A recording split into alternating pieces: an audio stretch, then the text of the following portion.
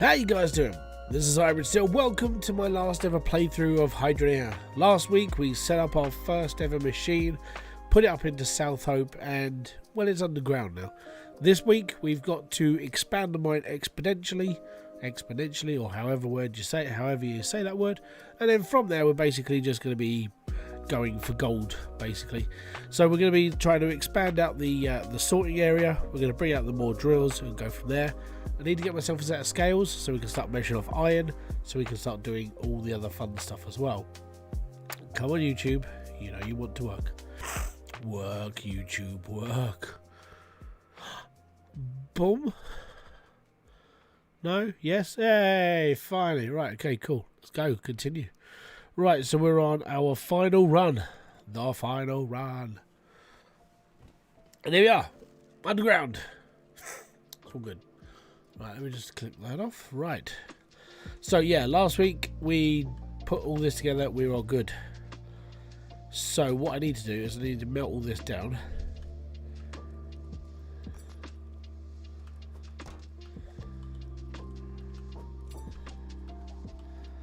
We will be fine. We will be dandy. And my God, we're going to be good. Yes, we will. Eventually.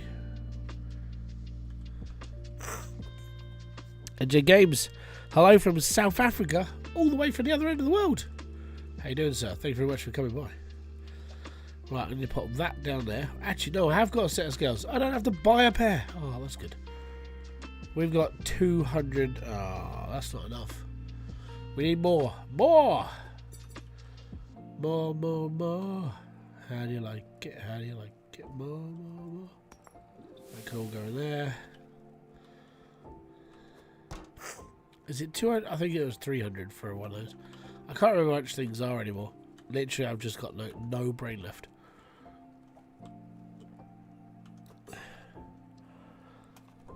Love the content. Been watching you for some time now. I enjoy your content. Keep it up. I will do. Thank you very much for watching. Most appreciated, sir. And Mr. Games, how you doing, sir? Right. So, if we run this for a little bit longer. Oh, 300. Oh, okay, that's not right. So we need to get 300 iron for a new drill. Yes. And there we go. Right, cool. So whilst we're here, let's just start expanding out.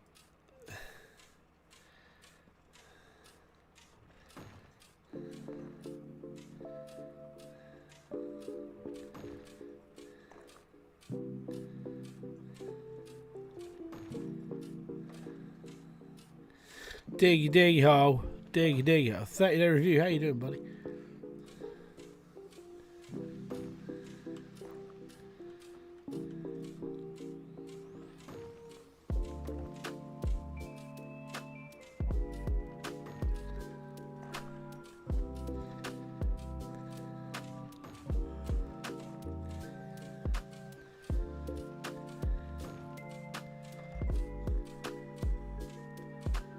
Diggy ho.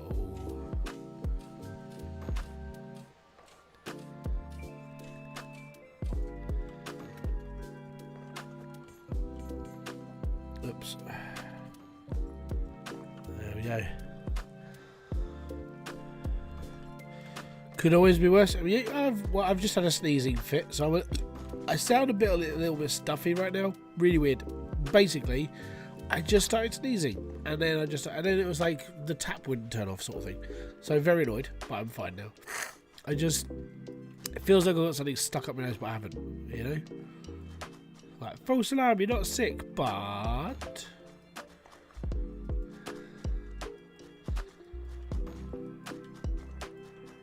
and I don't suffer from a hay fever. I'm just naturally just sneezy, apparently. I'm like I'm like one of the dwarfs. Just a good one, not a CGI shit one. Because if you watch the trailer to Snow White, oh my god, I watched the like the preview they had in the cinemas because it's on YouTube, and I sat there and just went, how to ruin this? Just do what they did. Listen. Listen to Peter Dinklage about what the dwarves actually want, and then don't listen to him at all, and the world is a better place, because he's ruined Snow White. Just having his opinion on what he was thinking. And, I mean, putting Rachel Ziegler in it doesn't help either. They could have chosen someone else. You know, someone with half a brain who knows how to treat people would have been brilliant. I did find it funny, though. And I know this is like a political thing, but I did find it funny that... so, Gal Gadot is obviously Israeli. She's from Israel. And, obviously, that's her home country. That's where she comes from. And so Rachel Ziegler is one of those people that on Twitter went, yeah, free Palestine. It's like, you're working with somebody from Israel. Awkward. So, yeah, I'm loving the fact that that's happening, because Gal Gadot is like professional. On the carpet, she's smiles, she's everything else. But Rachel Ziegler's like, you can just tell she's just annoyed about being anywhere. But it's just like, for fuck's sake. Just seriously.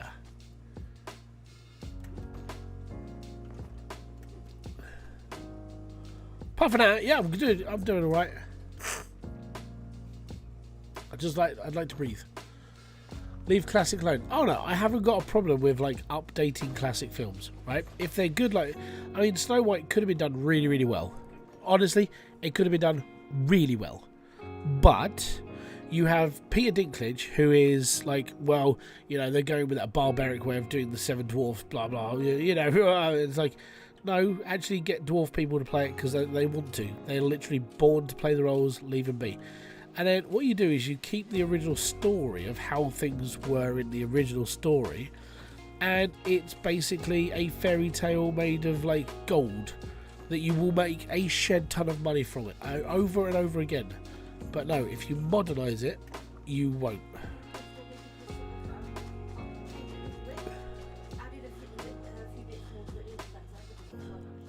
I know.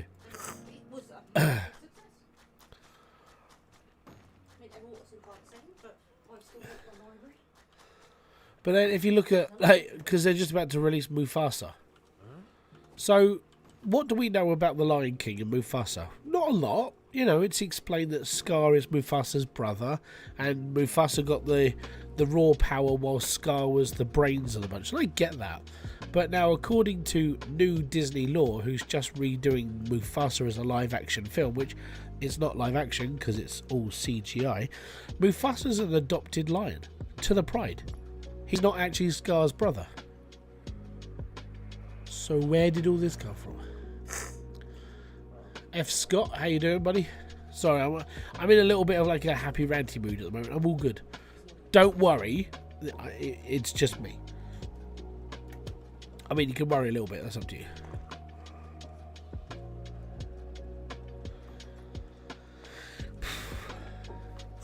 Oh no. I'm nearly out of tissues. I'll be alright.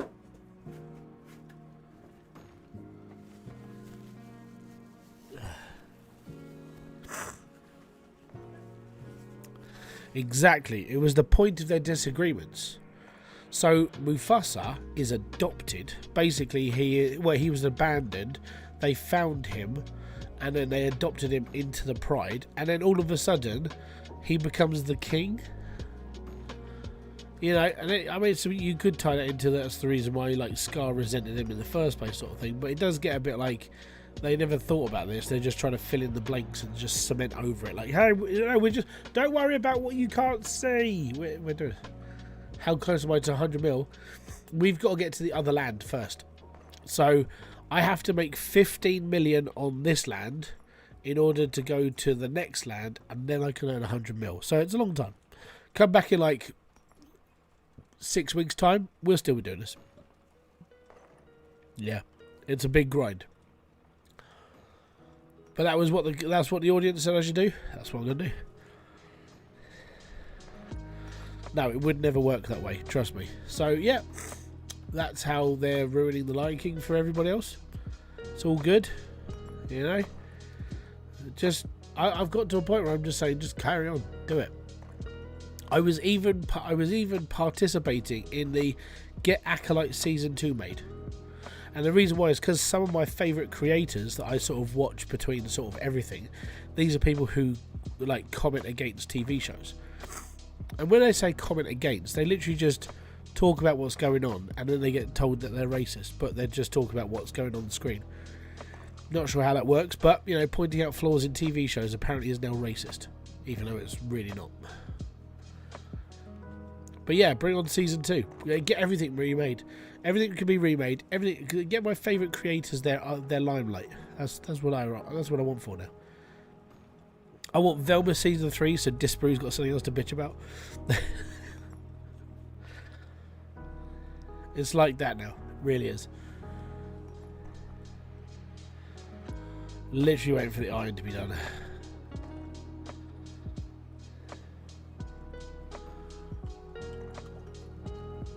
If you're white, you have a racist opinion. Yeah, apparently.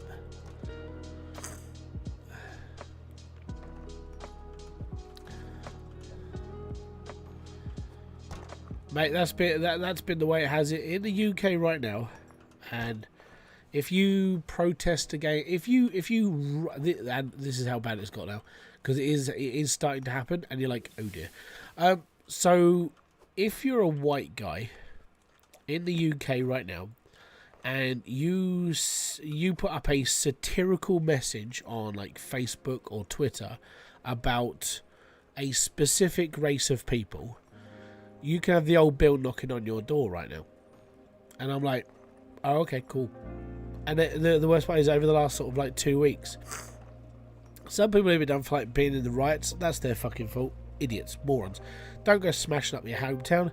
That's stupid. But for posting on Twitter or Facebook, they're getting like 18 months in prison. And it's like, well, that's the internet. I know, but loads of people do. Yes, but it's only one group of people that are getting it done. Yes, it is. Okay, well, I saw a guy brandishing a blade on Twitter today going deaf to all British people. But there you go. And he was burning Union Jack at the same time. It's cool. So yeah, we're just like, whatever. So it does feel like, and I can see, I know the worst part is from a far right perspective, from like the people who wear balaclavas and go and smash up shops and steal from Greggs, who are absolute pricks. I can when they say, oh, it's 2-tier, that's what they're talking about. That's how they see it. They see it as they're getting punished, the other side aren't, and they're all getting prison sentences, the other side, and that's why they're shouting 2-tier system. So if you're foreign, like if you're American and everything else, you don't understand what's going on right now, that's what's going on right now in the UK. They see it as an injustice to a certain group of people in the British Isles.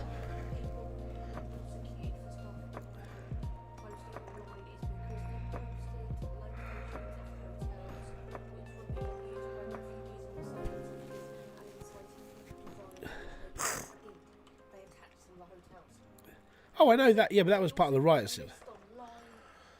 Yes. Yes, and that was part of the riot side of things. That was the extreme. So there are 2 types of right in this country. Well, 3 types. You've got the...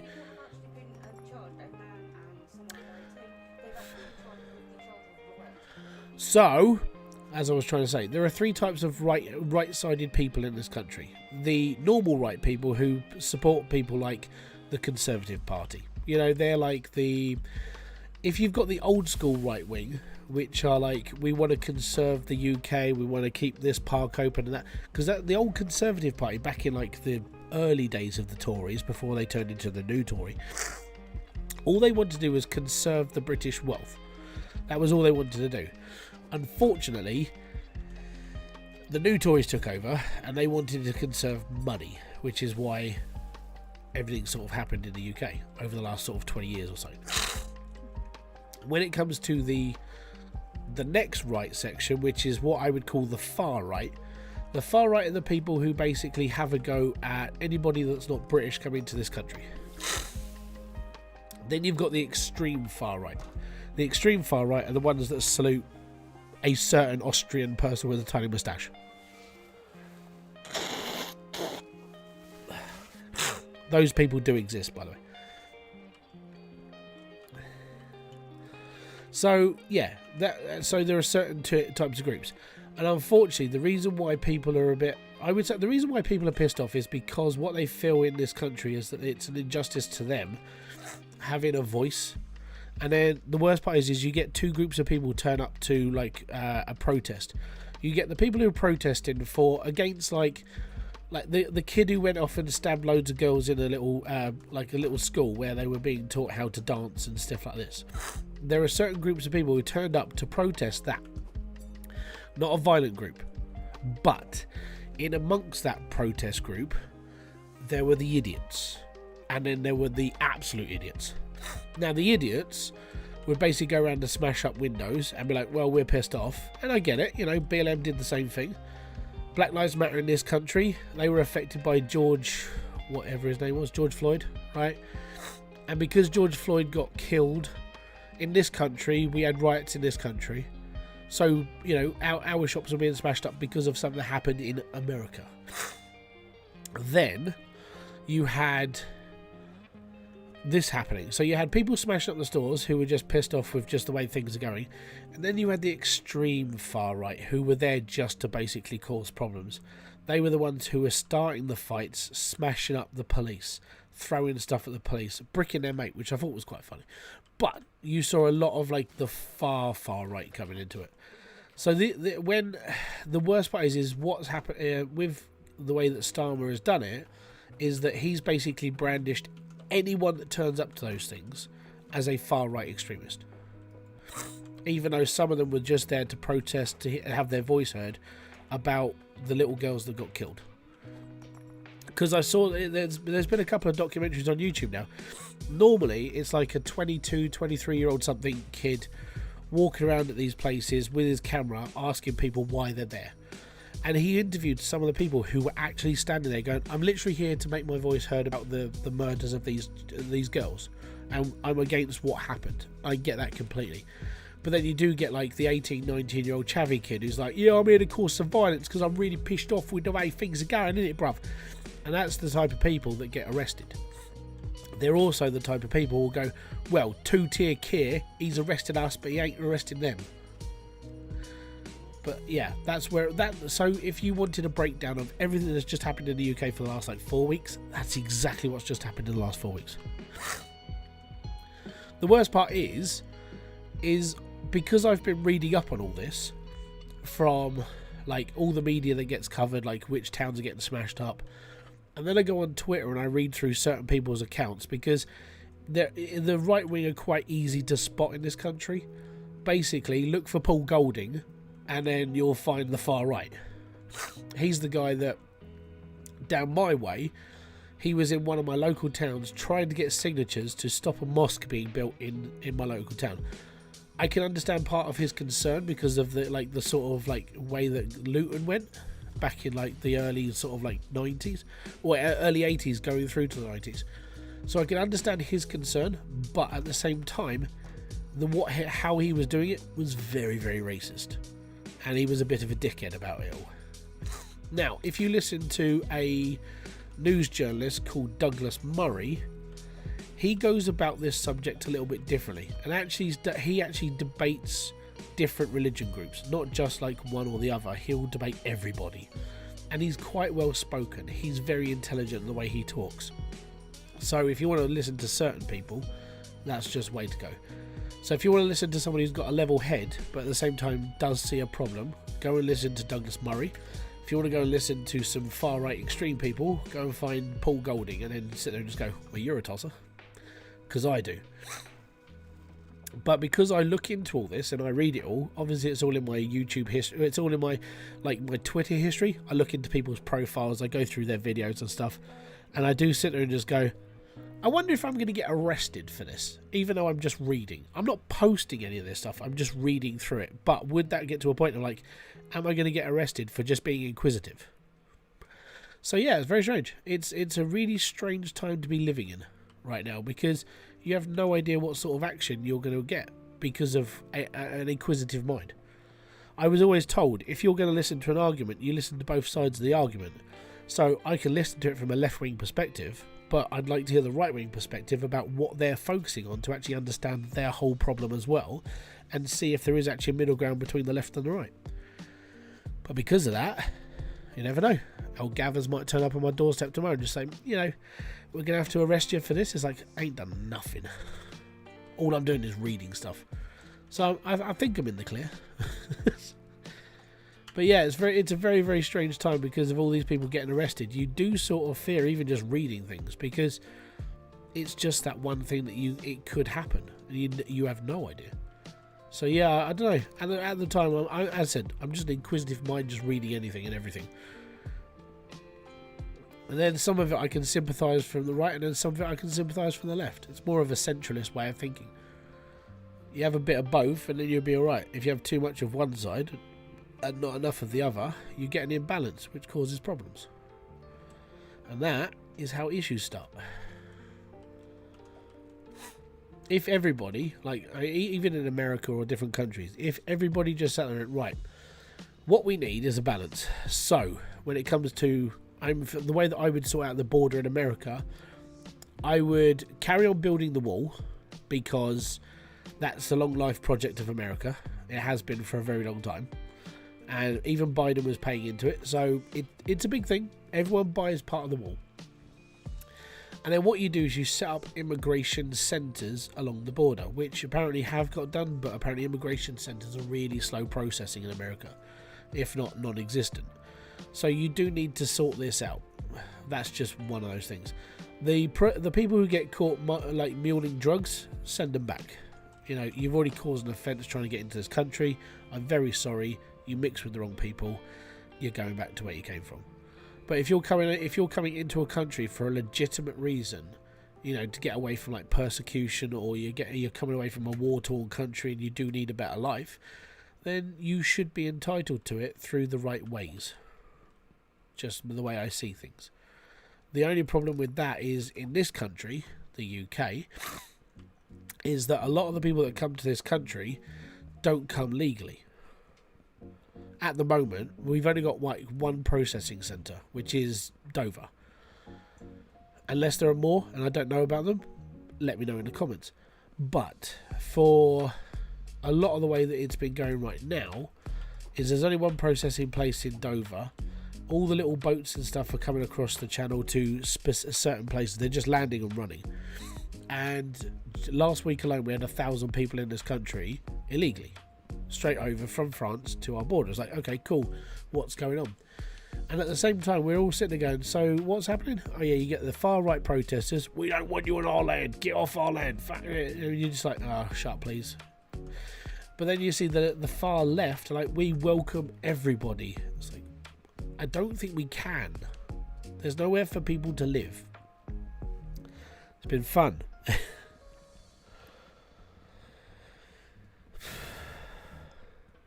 No, coming illegally is not the way.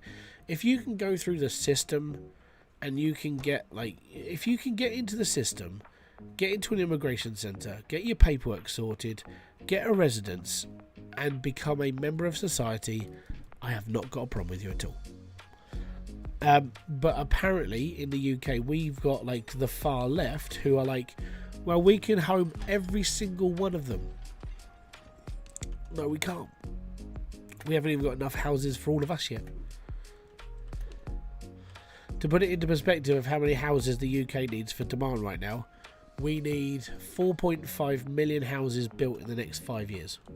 Currently, the government standard is 360,000 in the next 5 years. That's how many they're building in the next 5 years. They want to push it up to like 380,000. It's like, no, we need a lot more than it. So yeah, it's going to be a fun next couple of years.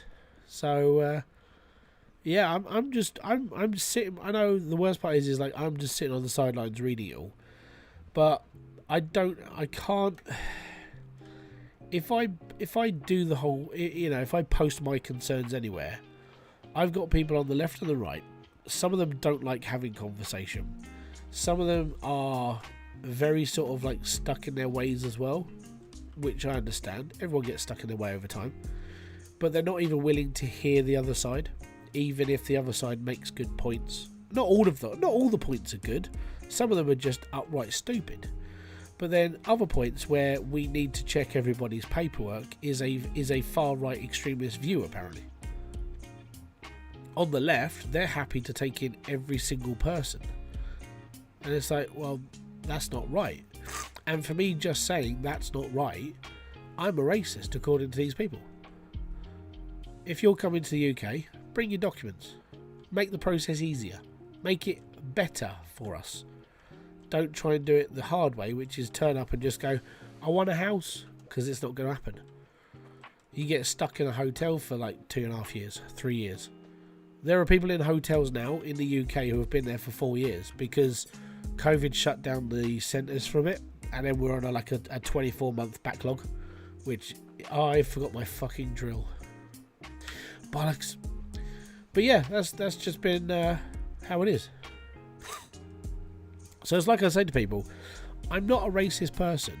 I completely agree that these people do need a home, but in some cases, and in a lot of cases, you don't have to come to the UK for a home. You can stop in any other country who has the room to take you on. That's just, you know, just for some reason they all want to come to the UK for some reason. I don't know why. We're a very small island. We haven't got a lot. Not anymore. All the spare houses are either locked up in rent problems, where the landlord's taken them off the market and just let them go to like decay. Then they get auctioned off and remade over time. Or you live in some really rough areas where as soon as a house becomes derelict for like 2 weeks, there's people around there stripping the copper out the walls. That's just how it is. I can't remember the town it is. A person I watched called The Wandering Turnips covered it. Basically, the houses have got like fake fronts, and it's like, yeah, inside is like all the walls have been stripped of copper, metal, everything. And then if you take it on, it's like $5,000 for the actual house, and then it's like $40,000 for the repairs, and that's just to repair the place. Razor, how you doing? The UK has been going down. Parts of it have, yes, I would agree. And a lot of it comes down to just council neglect, austerity, unfortunately over the last 14 years of the Tory rule, which didn't help at all. It didn't help anybody. Right, that's where that's going.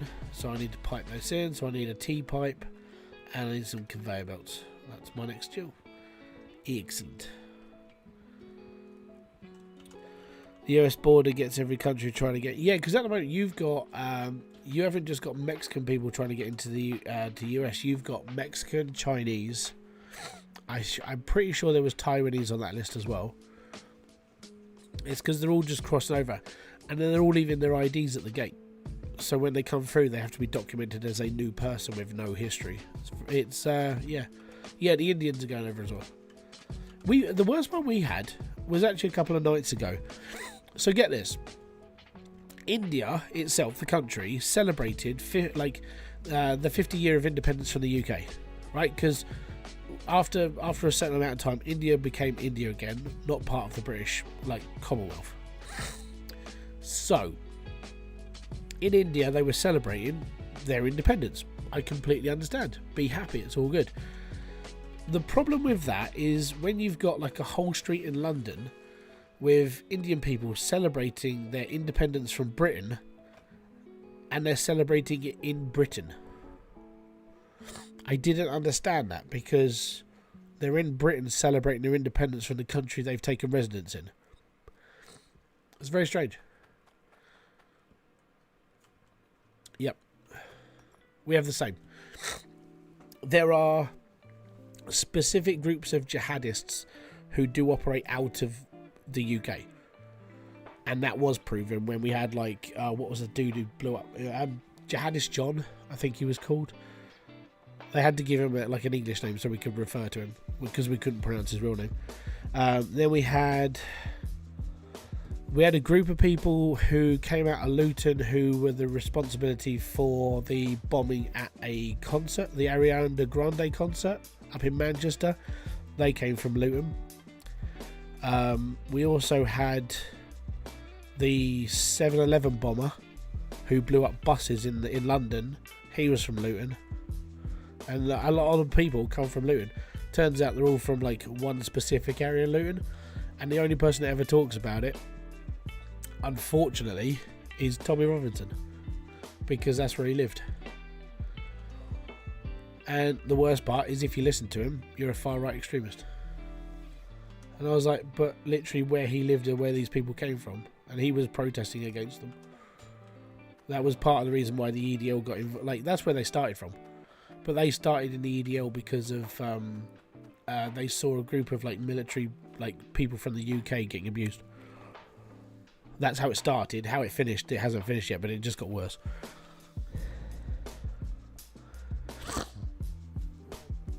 Oh yeah, that's the problem. So if that's the thing, if I went against if you go against the narrative of the left-wing media at the moment, you're seen as a far-right extremist. Even if you say, oh, the guy down the road, for instance, like, this doesn't exist, don't worry, I'm making this up, okay? There's a guy down the road, he's a different colour to me, right? Let's say he's a child person, right? Because I can't say the R word. Let's say he's that type of person. If I called him that and I made a documentary about it, I would be called a racist because of it.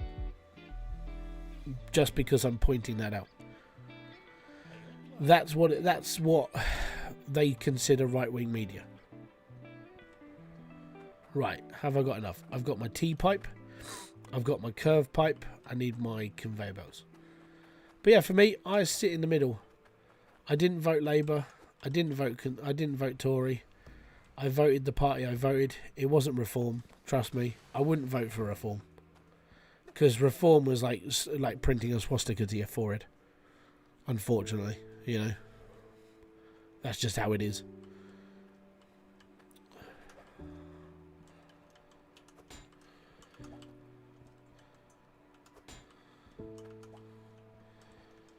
But for me, I did vote for a proper UK party, which I do feel that they need to regain their steps in the UK Parliament. I wasn't going to vote Green Party because of what I saw in one of the towns. I was like, that's not Green Party politics. But that was just my view on it. I do feel that spoiled them a little bit. Basically, the Green Party are more like, they're trying to be like the old school Conservatives. They're trying to like conserve certain things. They're trying to keep green and everything. They're trying to keep everything a bit more like natural and neutral, and trying to find solutions to doing this. And I'm like, yeah, that's cool. But then when you've got one of the members of the Green Party who, I can't remember where he came from. He was up at, it wasn't Bethnal Green, it was somewhere else. And when he won his party's election, so he's a councillor in this town now as a Green Party representative, he was rattling on about Gaza and then shouted Allah Akbar at the conference. And I'm like, that's not Green Party politics. Even if you're all excited, that's something you really shouldn't be advertising. I'm like, that's not great. So yeah, unfortunately he spoiled the reputation for me. I would have voted Green if I hadn't heard that, because I do agree with a lot of their politics of like trying to like keep things a bit more healthier in the UK now, and trying to sort of like get away from like fossil fuels as much. They're trying to find like better solutions to doing certain things. I thought you would stop doing this a long time ago. For me, I'm doing this because I want to do it for one last time. This is my last ever playthrough on Hydroneer. So I'm like, you know what? Let's do it. All right.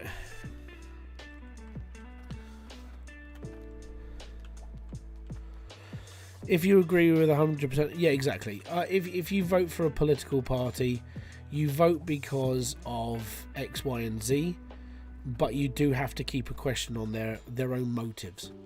So after the last sort of like 14 years, there was no way I was going to vote for the Tory party again, because unfortunately I feel like they got it wrong. You know, it wasn't the best way to do things. They kept the austerity plan going for just way too long, and people just didn't like it. You know, and that's just how they did it. It was just stupid. Labour Party at the time, and I would say that for the first part of the majority of what Starmer was going on about, I would say he was doing a good job. And then he started, like, this was at the beginning of his campaign, like 3 years ago. He was like, we're going to be doing this, this, this, and this. And he was like, you know what? He sounds like a really good person to get behind. I agree with, like, let's say 75% of what he was saying, which is more than what I was agreeing with everybody else. Did I bring my money? No. Have I got my money in the pot? Probably. But as that went on, it was almost like he was sort of tearing a little bit. And then as his campaign went on over the course of like the next 2 years, it seemed like he was sort of backtracking on some of the stuff he was talking about, but at the same time people were still sort of agreeing with him. And if you look at the polls now, after he was elected as our new Prime Minister, his popularity's gone down the pan. I'm like, what the fuck happened? All he had to do was just stick to what he said. That was it. That was all he had to do. Run the country, make the place better. His first major policy that Rachel Reeves went through was, okay, what we're going to do is we're going to agree the NHS pay rise. So NHS staff, doctors, nurses and everybody else gets I think it's a 15% pay rise over the next 2 years. So 7.5% a year, which isn't bad. That's quite good. But then at the same time she went, we're going to have to cut all of the winter fuel allowance for certain people. I was like, well, that's not good. So pensioners who aren't signed up to, I can't remember the scheme, but basically if you're not signed up to this as a pensioner, you won't get a winter fuel allowance, which means you don't get extra money to power your house. I was like, that's really shitty. And if we're looking at like things that we can't afford, maybe we should cut back on some foreign aid to like countries who don't need it anymore. You know, I don't care if you're going to splash out on Ukraine, that's your choice. But for countries like India, who most of the time could support their own people, but unfortunately they're quite a corrupt government where they take in a lot of their money and then sort of don't give poor people a help. If you look at the contrast of India, you can see the big city in the middle and then all of the like slums around the outside. It's like, that's not a good way to be. So if we stopped some of our foreign aid, even if you just cut a few of it off, you'd be able to afford the pensioners of this country to have their homes heated.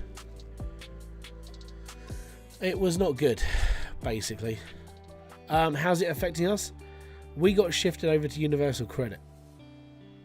So for us, basically all the benefits that we were entitled to before are now all in one payment. Well, two technically, because like child benefit comes out of one, the rest of it's universal credit. The worst part was the 5-week transfer period. So you get two options. You can either take an extension where they basically pay you X amount of money, which is how much your benefits will actually give you, but they pay it to you 5 weeks in advance, so you're able to survive 5 weeks. And then over the course of like 2 to 3 years, they take a payment out of you every month so to recoup that money. So we had to do that because I don't earn enough money to keep a family of 4 going. So yeah, we got shifted over to that. Some people aren't in that position. So I know people who have been shifted over to universal credit who couldn't afford that, who couldn't say, yeah, we can do this. So they had to survive 5 weeks without anything. They survived putting their electricity on their meters and stuff, but they were down the food banks taking food stuff because they couldn't survive the 5 weeks, which I sat and just went, bollocks. Part of the joys of our benefit system. But now it's gone over to like universal credit and we're basically tickety-boo, so to speak. It does make it easier for us for budgeting, but I can understand where people are going to get a little bit like really messed up on it, if that makes sense. Because I do know people do have like weird spending habits. They're not the greatest of budgeters, genuinely not the greatest of people. And that's part of the issue. Right, someone's got to be replaced to this one. So yeah, for us, it's not too bad. It just that 5 weeks of sitting there going, we don't really know what's happening yet. Yeah, that hit us a little bit, but we're okay. It was just one of those like crap moments. So basically, if you start making a bunch of money, they will start to. Yeah, basically. So yeah, I'm allowed to make. And this is how the system works in this country. if I was to make, I think it's £1,000 a month consecutively, then I can have my money basically with subsidising our actual payments. So that just basically means as time goes on and I do make X amount of money, then yes, I would have to start paying my way. Benefits do get cut a little bit. The problem with it is that it's not a guarantee each month. That's the main issue I have. So I would have to take like 12 months of income, and then I'd have to divide it by this, that and the other, work out how much that I'm actually entitled to in this, that and the other, and then from there, that's when I would know how much I could earn roughly to basically keep within the government's like ties. I can earn £12,750 without tax, which is pretty okay, being that I'm a low level YouTuber and has never happened, you know. So at the moment I'm okay, but if this channel blew up and I started earning like 20-30 grand a month, all of our benefits just stop completely, and then I become the person who earns the most money. The worst part is if we had to apply for something else, let's say like child tax credits and this, that and the other, we're at the bottom of the pile again. We end up having to wait longer and longer. So the idea would be, if I earned 20 grand in a month, which is an unlikely figure, but if I was to earn that money, I would not be allowed to spend that money because I'd have to budget it for an entire year just to make sure we could survive. So yeah, it basically just means that if there's a way of doing it, it's great if they seem to want to keep you on it. So yeah, I mean, Kerry would be still entitled to a disability allowance because that's her allowance. That's for what's wrong with her. For me, my carer's allowance goes out and then everything else starts being reduced. But that's just, unfortunately, that's just the life we live. You know, everything will be, it all gets calculated the way that they want it to be. So be it, you know. I need another one of those. But yeah, I think I'm all caught up with like everything that's happened in the UK for the last couple of weeks and anything else. So if you've got any like questions or anything else, I can try and answer them. I'm not the smartest Thai, but at the end of the day, I can answer certain questions. Even if it's about Hydroneer, go for it. I'm more than happy to answer anything tonight. Because yesterday was quite fun. We had a good night yesterday on Tavern Life. It was a good little game. It was fine. Oi, oi, oi! How you doing, Claus? Back here for a valve, because I ain't got one. Valve! Yeah, and we're going to need a few of those soon. I think we're very close to like having to set up the old auto repair. Getting there though. Doing okay, phone? Yeah, I'm doing alright. I'm chilling. Chilling, man, chilling. Basically, setting this up to keep it running, and then I've got to expand out the sorting area, and then I'm all good. Does the UK not have any freedom of speech laws? Basically, freedom of speech is freedom of speech. You're allowed to say and do what you like within reason.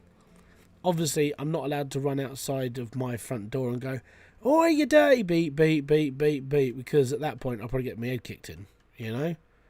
If you can imagine, like, Bruce Willis in Die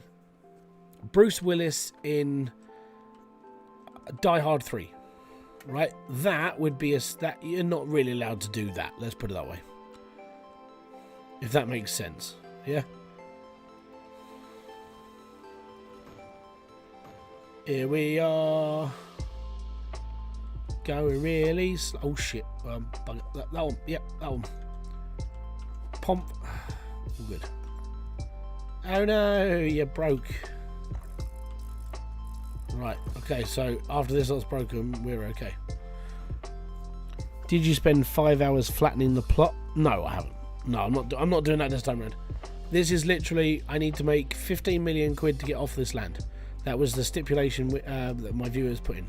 So, in order for me to get off of this land, I need 15 million quid, and then we can mooch over to the other land, and we'll be all right. And then everything gets done. So on Volcaladus, that's where we have to make 100 million. It's just a lot of grinding, basically. Embrace the grind.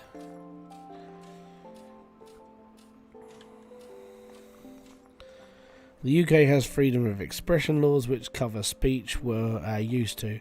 I guess how much... Yeah, see? You know what I was talking about earlier? Yeah.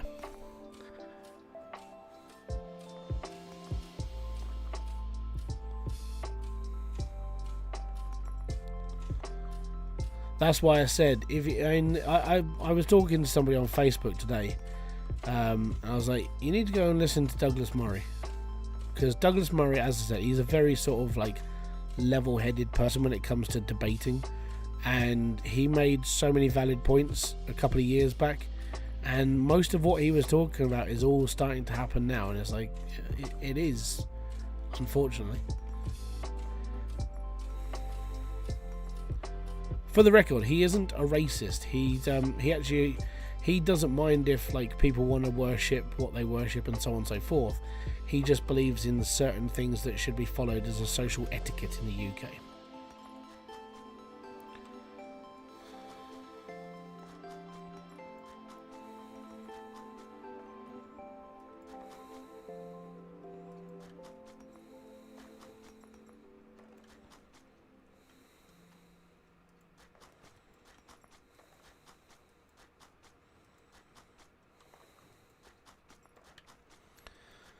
$15 on this won't take. Well, I mean, the problem with it is at the moment it's sort of like this is my machine right now, which isn't a lot. 1984. Whoever thought that would become a documentary? Yeah, man. I would agree to a point on that, because there's loads of people that have said that. You know, I got to rewatch it. I'm gonna see what the future's like. But yeah, we live in a really, really odd time right now. I think as I've got older, I do fall towards. I'm more centralised when it comes to my political views. I'll listen to both sides of the argument and I'm all good. When it comes to certain subjects, I can probably say that I'm right wing. When it comes to other subjects, I would say left. And the reason why is because, like I said, you need to find a balance. You need to find a balance between one side and the other, and it needs to work. That's the problem. So in order for that to work, you do have to really sort of like find the middle ground. And if you can't find a middle ground, it means you're not looking hard enough, and you need to figure it out. So that, again, that's just me. A lot of younger people won't really understand it, because younger people for me, even when I was younger, I never understood this shit. I never understood it at all, because I was young. I didn't pay attention to what was going on around me. I just played with my Transformers or whatever I was playing with at the time. But as I got older, I started to look into it more. I watch Prime Minister's Question Time because I'm boring. You know, I will sit there and listen to these two people who are running our country about the problems of what they're dealing with, and I'm like, okay, cool, so why don't you just do this? I'm basically an armchair politician with my own little agenda. I'm a little bit like Nigel Farage. I just don't have the backing, you know. I'm a single person who wants like certain things done, and certain things like should be done this way and this way, but I'm not Adolf Hitler. Unfortunately, that's where like Farage is. I feel like he is sort of, he does border a lot on the real racist side of views. I don't agree fully with him. I agree with some of the stuff he was saying, because he was just spouting facts, and some of the stuff he was saying was just really bad. And if you want to know what he was saying, just go on YouTube and type in like Nigel Farage shorts, and then you sit there and just go, okay, so that's the right side of the argument, and then you hear the left side of the argument and draw a line down the middle. That's where you need to be.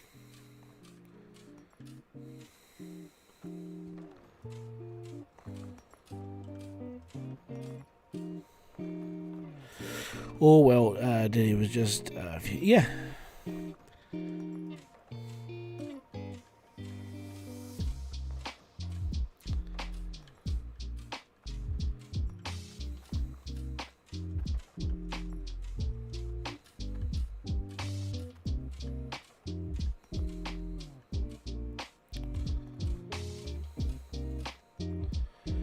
But at this point, I would say, unfortunately, I'm going to have to quote Flat Earth on this point, and it's the worst part. As Flat Earther would say, go and do your own research and come to your own conclusion, and then go from there. Because if you look into things for yourself, you only have to listen to yourself to figure things out. If you start listening to other people, you start drawing on their rhetoric. So the best idea is to think for yourself on literally anything and everything. So you don't just listen. If you are just listening to me right now and you're listening to what I'm doing, go and sort of work it out for yourself. And if you've got questions, then you ask somebody and see what they say and see if that fits into what you feel is going on. Don't sit there and say the earth's flat because of this. Figure it out for yourself a little bit. You have to look into it for yourself, for your own sanity, I would say. So what I mean, I've been reading a lot more over the last couple of years than I normally do, but that's just because I'm getting older.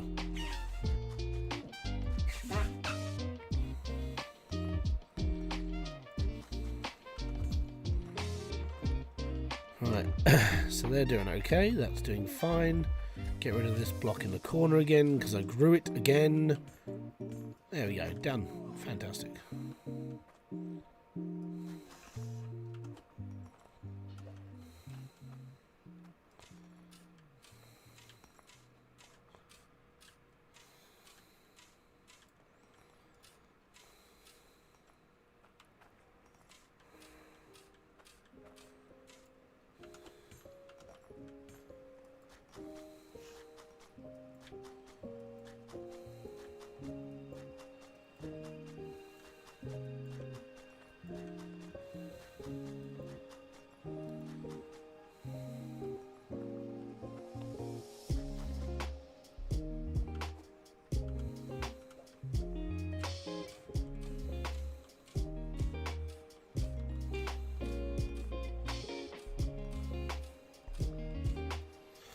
But I feel like at the moment it's I feel like the world's having a bit of an issue with just everything. We'll get through it like we always do. Something will happen. We're either going to have a civil war or a third world war or something. But you never know.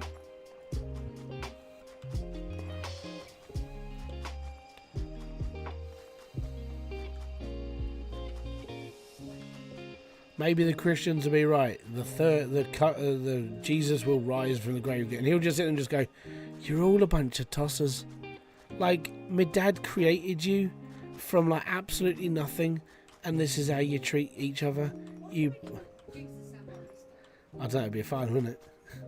Well, where was he? Where was he in Red Dwarf? I can't remember where they actually where the guy came from who played him. But he was from Burnley or something. So Jesus sounded like this. I can't remember. Yeah, no, I can't remember where the actual actor who played him. I can't remember where he came from. I just thought it was quite funny.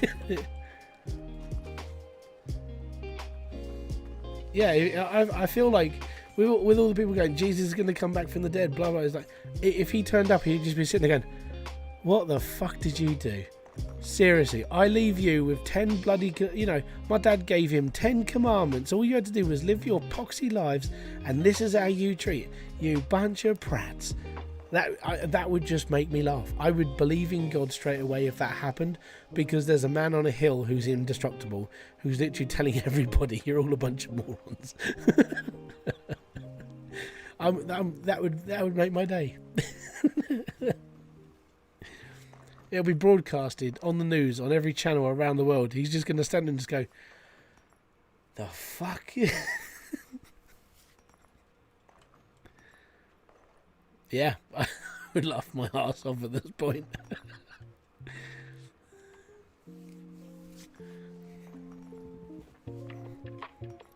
That's the scenario in my head, right?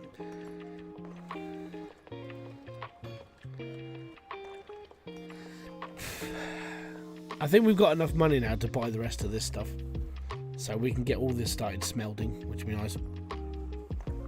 Oh, we've got to get a tier 2 pickaxe, and I've got to burrow into the ground to get my furnaces going. It's not necessarily a bad thing to problem have.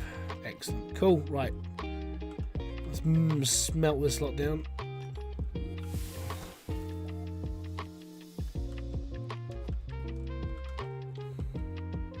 $451. Yay. We got enough. We're going to go and make another drill. See? It's going to get faster now. Oh, yes. Oh, yes.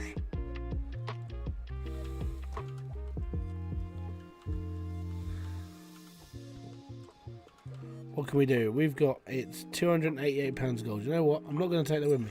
Actually, do I? How much is that worth? 5 grand? Yeah, we'll take it with us. It's fine. Put that in there. Put that in there. Put that over here. And then we're going to go and upgrade.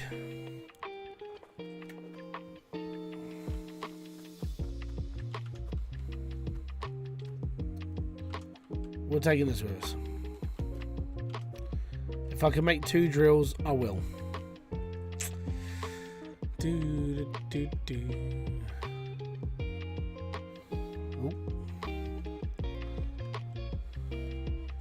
Like I said, I'm not a religious person.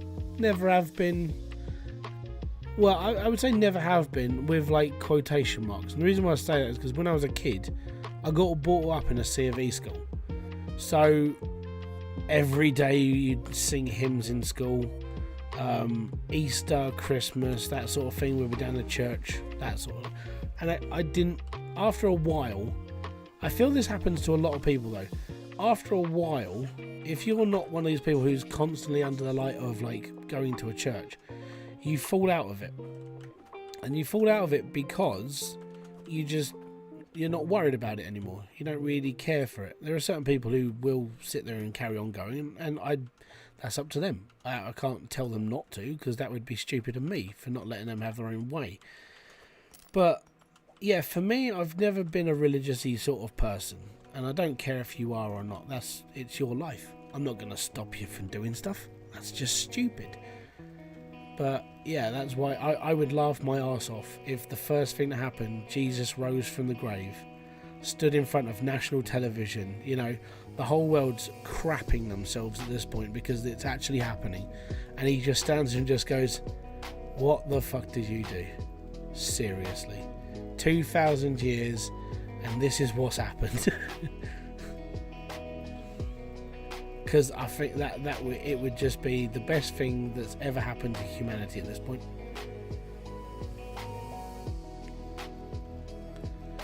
And at the same time, you would actually unite every single person under one religion. There wouldn't be any separation anymore because everyone would know who was true, who was real. It's a good way to be, right?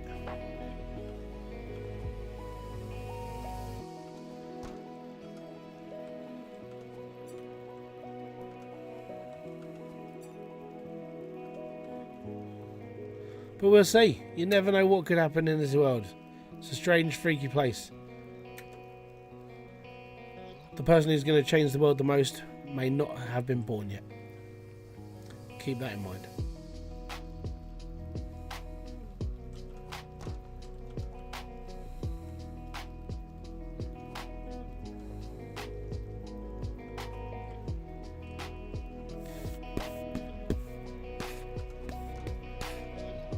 I need a set of scales up here as well. I'm sort of guessing at this point.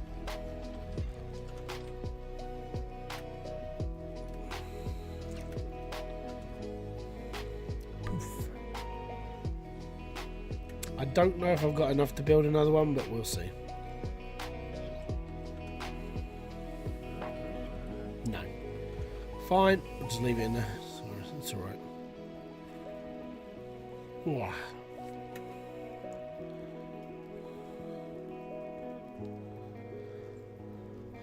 It's warm tonight. Anyways, sorry for the rambling for the last hour. It's just it's good to talk, as Bob Hoskins used to say with the old BT adverts. But rest in peace. But it's the joys of life. I don't really get a lot of time to vent in life, and if I did, you never know what's going to happen.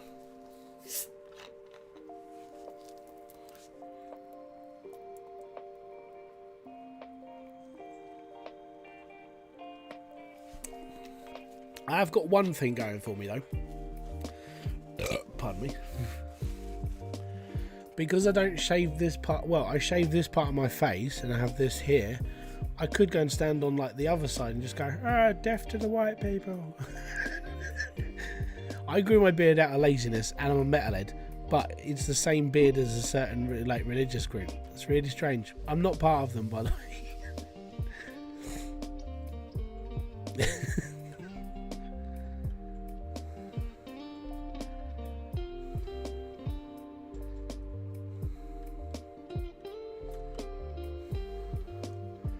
Are you sure you're not? Yeah, I'm definitely sure. Like I said, I'm not a religious person. Not a religious person, not a white, not a Nazi, not a feminazi, nothing like that. Hey, mate, you're walking in the right direction. Let's go. Oh, bye. Oh, he made it in the river. He's all right. Right, sorting stuff. I need these. Oh no, my water's low. Bums. I need a pan quick. I just saw the orange light. I'm like, it's not going to survive that long. We're not going to survive. Right, where is it? There it is. No, yep, that's the one. I just need enough to get me back to my plot, and I'll fill up there.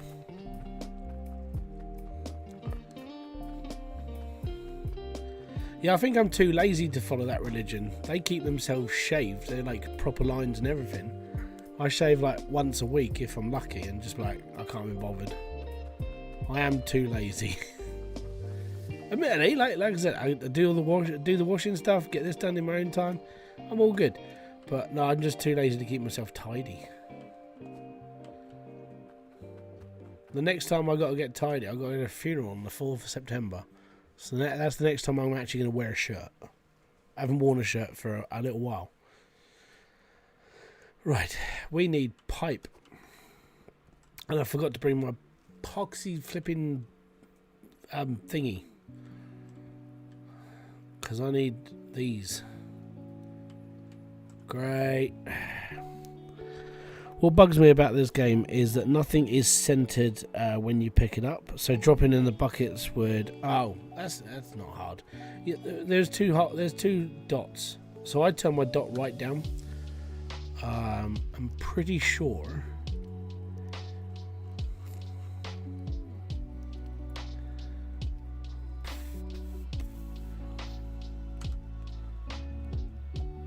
Normally, you should be able to see the other thing.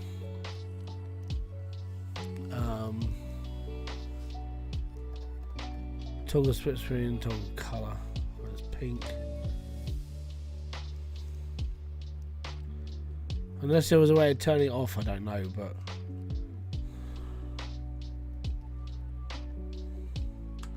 you should be able to see a second like shadow to one side where the pan will drop.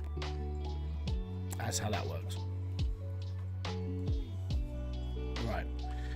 So, oh, there it is. Yeah. So there you go. See that pink dot? That's where it's going to drop on the floor.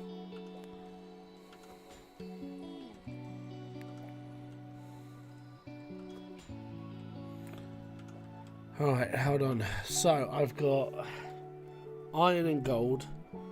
I need gems. They're all going to be compressed into their own thing. I need some smelters as well.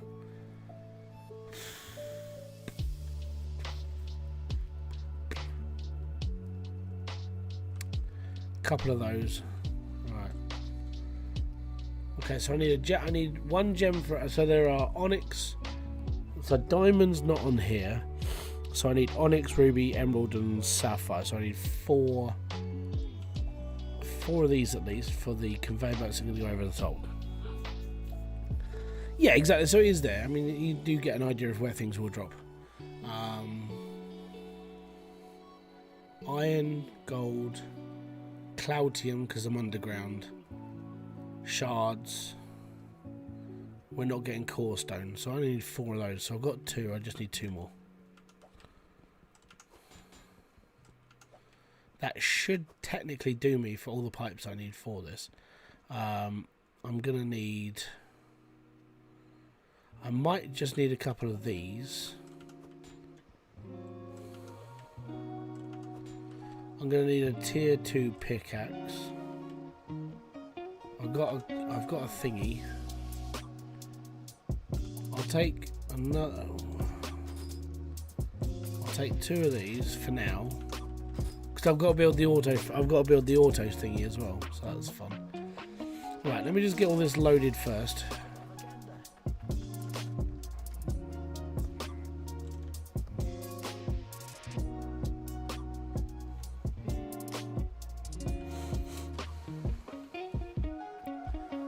What you talking about? I'm a good parker.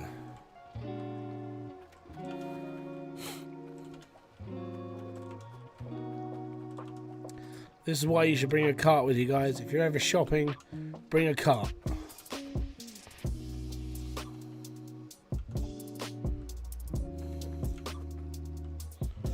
No problem, bud. Hit the like button.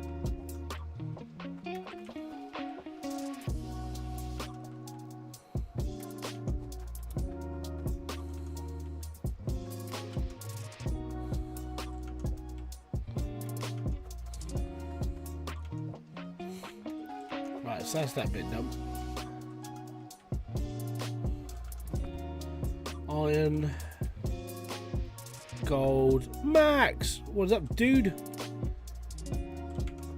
Iron, gold, Cloutium, and shard, because we're not going into tier 2.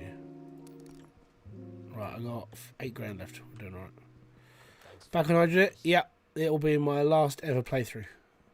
So I gave myself a target of 100 million, but I can only achieve 100 million on Volcalidus. I have to get to Volcalidus, and my audience said I need to earn 15 million quid before I get there. So yeah, basically a grind on each area. So 15 million quid on this side, 100 million on Volcalidus.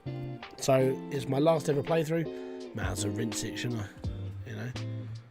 It's gonna be a long time because it's gonna take all that time just to like collect all that cash. So I can start building a house. I can do more of my garage stuff again. You know, build nice. Get 4 of these as well. Yeah, I should think so. How's van life, man? Nice, Max. Max is van life in around Netherlands at the moment. I think he's in Netherlands or Sweden.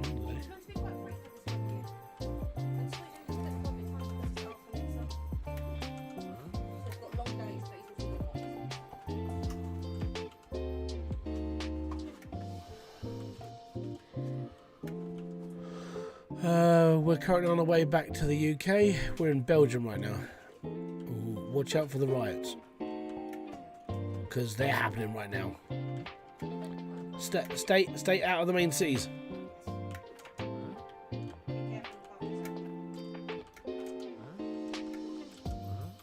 Because at the moment you've got the Belgian people who are rioting against African immigration. See, I pay attention to the world, me. You're flying to Seattle for PAX. Excellent. Enjoy yourself, man. Enjoy. I am going to fly to my bed and just go to sleep. I can't afford to fly anyway. I was looking into... because there's this massive motorbike rally over in America called a place called Sturgis. I was like, Kerry would really enjoy going to that. I looked at hotels and went, it's really expensive. Like, really expensive. Like, for a hotel for there, it was like 1,500 quid for like 4 days. And then obviously like flights as well, that's not included, so that's going to cost money. Then there's like the food and everything else. I'm like, it's too much. But it's something I was looking into, like, later on. Yeah. Got a scoot, got some work. Have a good one, buddy. Ah, boom to you, sir. Fist bump and all. Have fun. I am gonna pop. We need a few of these.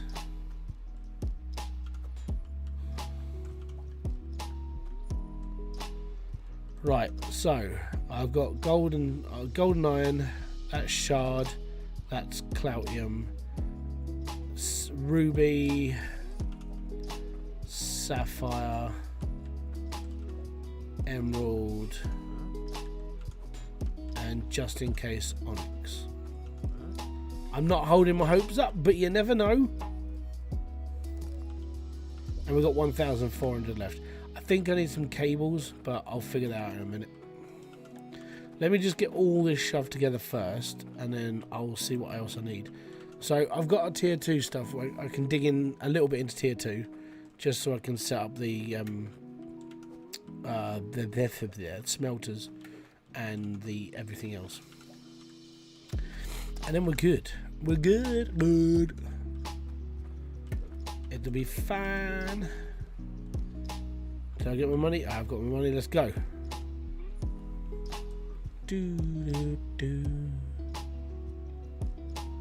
There's a nice breeze coming through. I need to open that curtain. Back in a second, guys.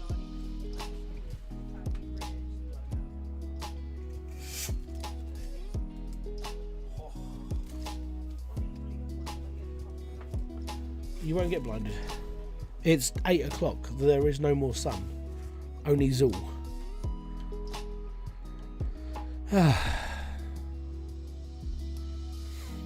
But yeah, it gets a bit toasty up here. Like during the summer, the flat's horrible. During the winter, the flat's lovely. The only time we ever felt like proper cold was when everyone had moved out. I still think it's because of me, but you never know.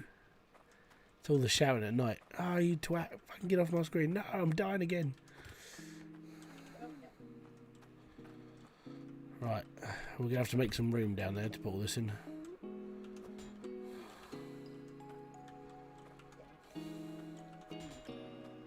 Now, basically what happened was my next door neighbours moved off because his daughter had moved out and moved in with her friends because she was uni.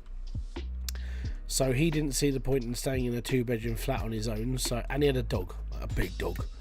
So he moved out.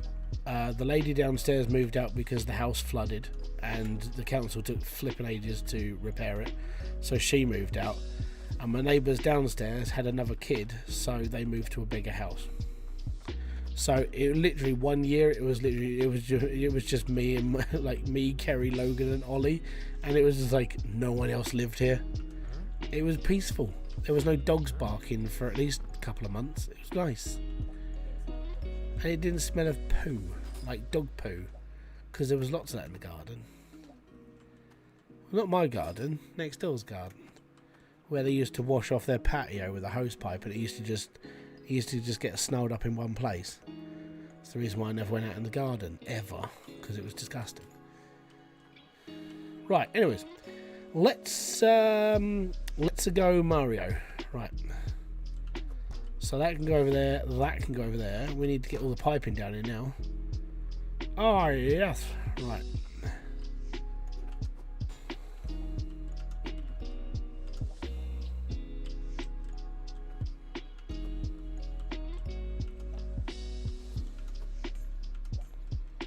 It's a me, Mario, West Virginia.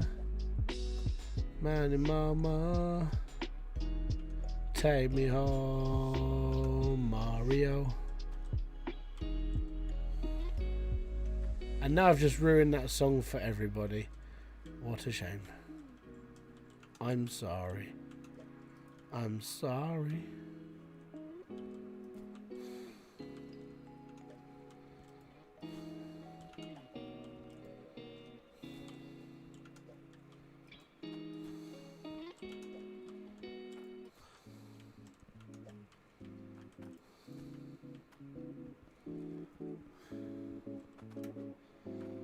Right,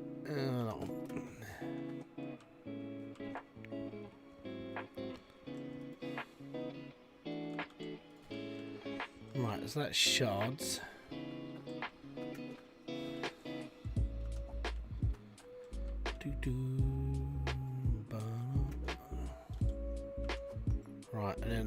we have gap.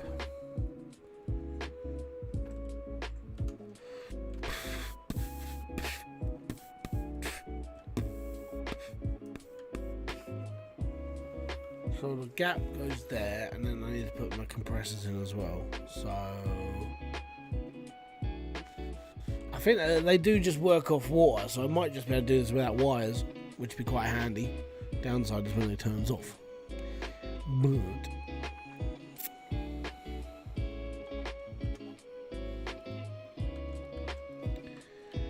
okie dokie, kokie shokie. Up we go. Okie doke. Right, I need to take up. Oh, actually, yeah, where's my pickaxe? I'm gonna need my pickaxe for this bit. So I need to make some holes. Not deep holes, just holes in general. Right, we'll stick that over there for now, and that one goes over there for now. That's fine. Right, cool. This one I need to dig.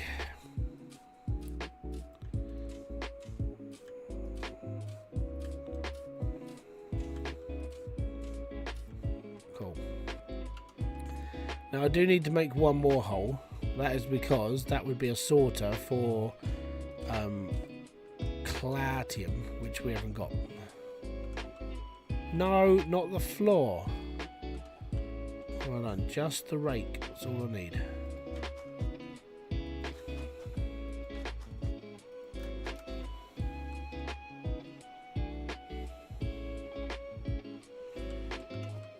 Dig a bit more out.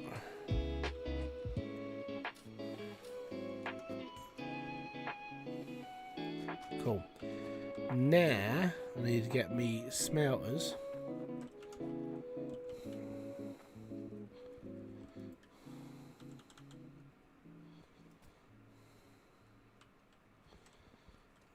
Oh yes. Right. I think I forgot my drill again, didn't I? You know the drill I made? That's probably still up at the top of the hill. I left it up at the top of the hill. Oh, silly me. Right. There we go. Right, so I do need to move this back just a little bit. A little bit more. Because I need to cut this out.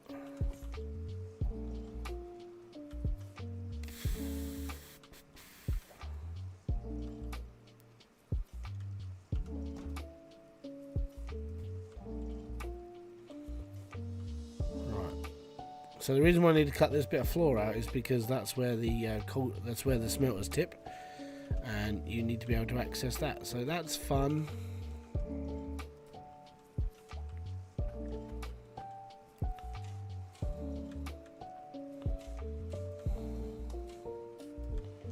There we go.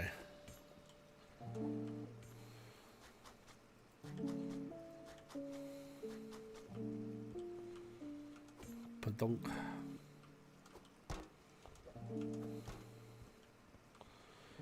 Egg salad. Right, that's that done, that's that done, and that's that done. Right, next we need something to go there. So we need more of the Ujima flippies. So for now what I'm going to do is I'm going to put pans underneath these, because I need to basically take one and then work out where they're going to go and how I'm going to connect them. Oh no, I can actually, maybe, yeah, we'll see how things go. Give us a sec. Right. Pans probably are easier actually, and we don't need to set up as much. I mean, it gets a bit harder when we've got too many going. But for now, I just need to make one wheel square that way, so we've got something to collect. Right, actually, yeah. 2, 1, 2, 1, 2, 1, 2.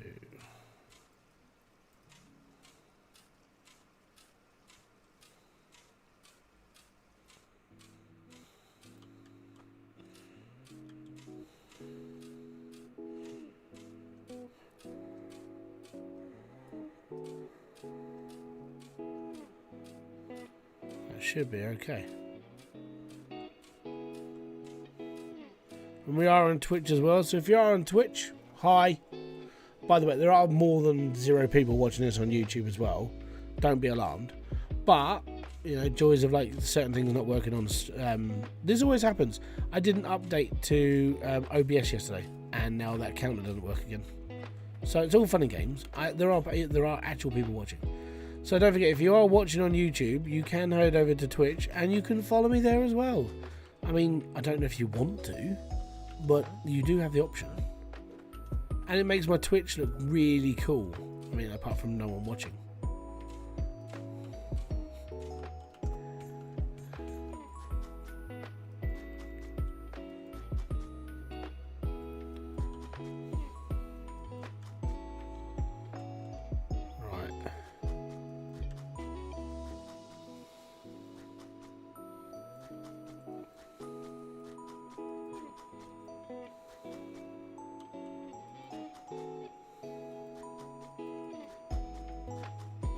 That bit done. Now I think I've got one more of those to put in. There we go. So I think I've got one more upstairs. That should be okay. I've got 2. Oh yeah, that's because that hasn't been done yet. Right. Suppose I just put that in, but that's the problem with Cloutium is that Cloutium is really rare. So I've got to wait until I actually get Cloutium to put Cloutium onto that line. So that's why that's that. Gotcha. Right. 1, 2, 1, 2, 1, 2, 1, 2, 1. Let's go, Mario.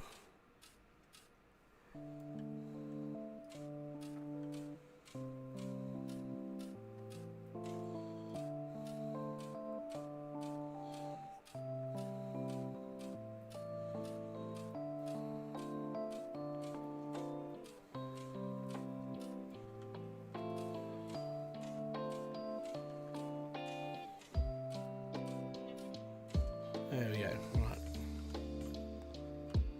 So this should cover me now to put a bucket on the end so I can collect stuff. That's okay then. There we are.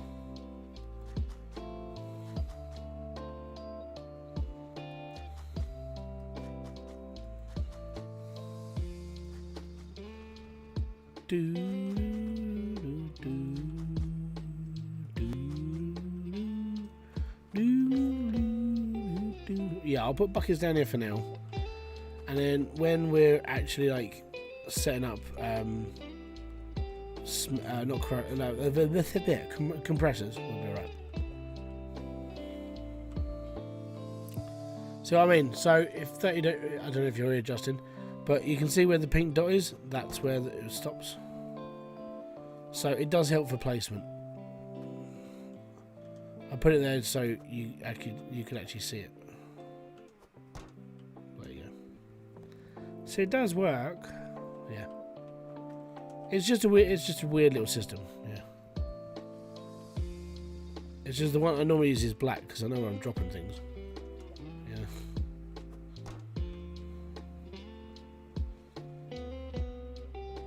Right. So this one will go on the end.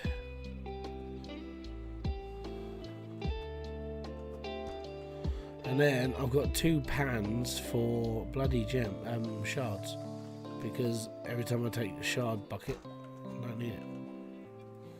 So this all lot can go into here.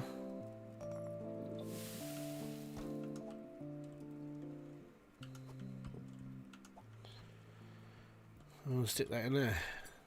Cool. And then at some point, which I'm going to have to do, is move this one. I'll probably end up having to do something with the pipe under here, but I'm going to run a pipe out here so it's straight, and then you put a shard thing here, and then you power up the whole back end. It's just, I need to have a little faff around with the actual placement, but apart from that, I'm okay right now. So let's get this back upstairs. That's fine. So I've got spares, got some bits, got some tool bags.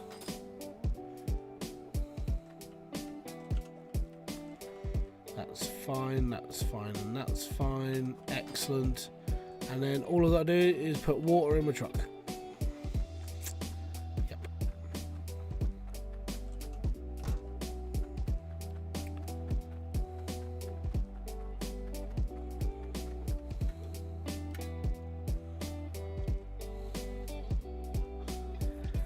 You want a Star Fox reboot? The last one to reboot was on the N64. I believe that was the last time. I think for me, because I mean, if you want to play Star Fox, just get an emulator. I have got to start learning how to emulate, because a lot of the stuff I want to play, like obscure like Mega Drive games, for for you guys it was the Sega Genesis. So obscure Genesis games. One of them was called General Chaos. Love that game. I've got a weird obsession with it, but I can't play it because I don't own a Sega, a Mega Drive. So I'm going to look into emulation so I can find the game and play it however I want. Right at this current moment, I'm actually playing World of Warships because they did a free pack for it, and I'm like, you know what? I'm just going to play it and just be happy. I need to blow things up. I'm all good. I was going to do World of Tanks. I chose Warships for a bit.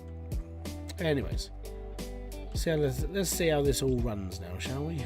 So, turn that on. That's the water for them, and that's the water that goes in. Excellent. So, if we can get a piece of Cloutium, I'll change that into my spare. Until then, let me just go and get it. So, I need this. This is my spare. When I've got my piece of Cloutium, I can put it in. And this is the spare for the Cloutium. There we go. See? Easy. Now, gems. I need gems so I can put them on top. It's going to be slow, but it's okay. Slow's not great, but it's not amazing.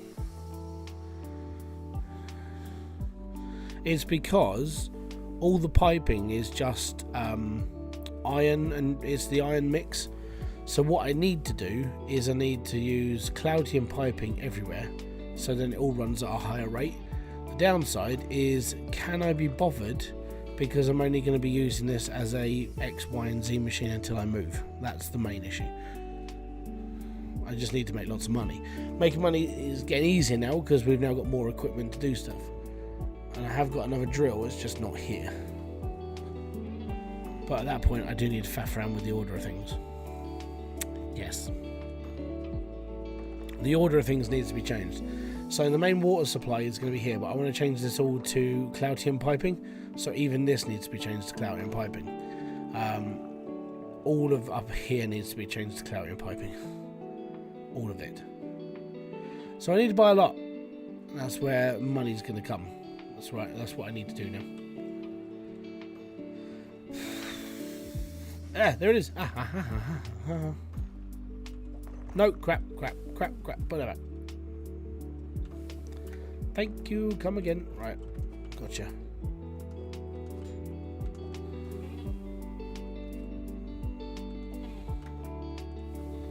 Bums. Stand up and be counted. Thank you. Right. If I can just edge back a bit, drop it like it's hot, and we're alright. And now we've got Cloutium. Oh, yes. Emulating wouldn't be as good as a reboot. Actually, emulators nowadays, if you can remember what the game used to look like, all the games are now in like a lot of emulators are upgrading to 1080p, so they actually look really good.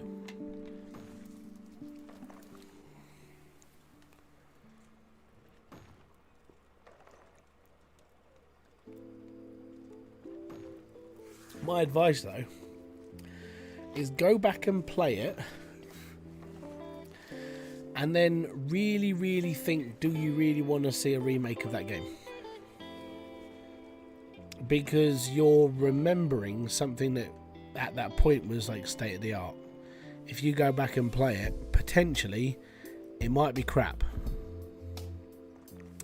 That's what I found with some of the games that I used to play. I was like, oh, I remember the day I used to play this game. Oh, and then you go back and play it and it's like, jeebus, this was actually diabolical. But your kid mind, when you first played it, that was like, 3D graphics, and that was your first thing, like, remembering. It's yeah, it's a very weird thing to like think about, because you don't remember correctly because you were little.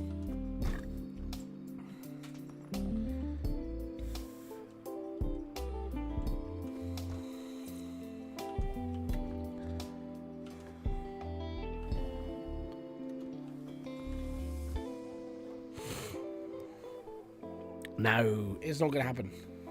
Not going to happen. Do you know why it's not going to happen? Because nobody cares about it anymore. I mean, it would make a ton of money.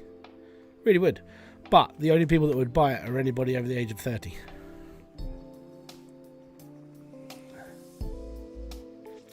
And that's when you sit there and just go, damn, I'm old.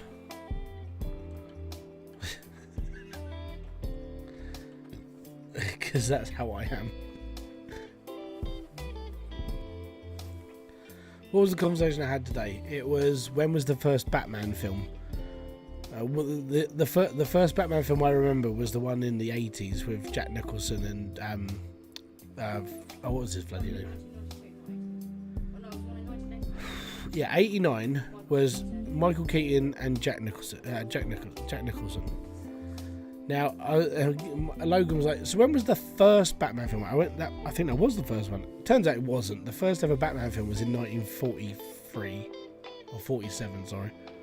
Was that Jeebus? I don't know, they could turn it into a phone game. They probably have. Someone's probably already broken the codex and it's out there somewhere. It is probably a free game somewhere, mate. It'll be under like arcade classic, this, that and the other. Someone may have already just taken it and just reskinned it. It wouldn't surprise me.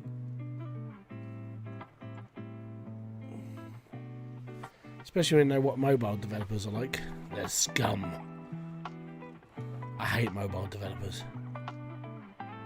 Mobile games are an abomination of the gaming world. They really are. Sorry, my views. They're absolute dire. Hate them.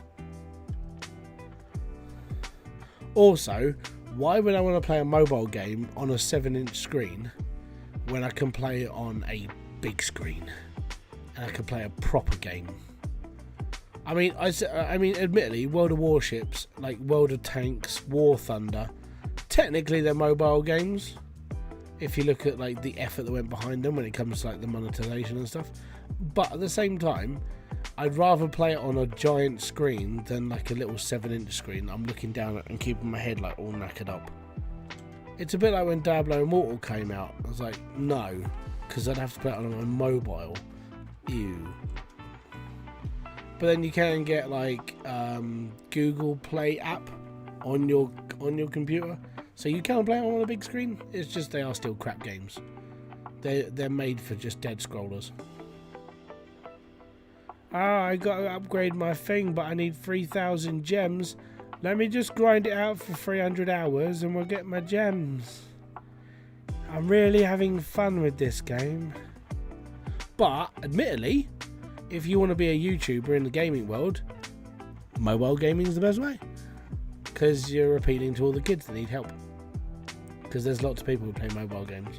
Because they're all dead scrollers. I love mobile stuff. So yeah, it's a bit of a swings and roundabouts situation.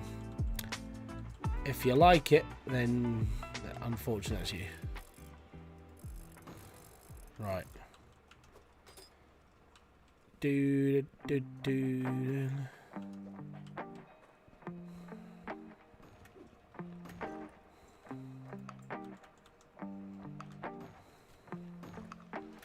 I don't think I've got a spare tea pipe.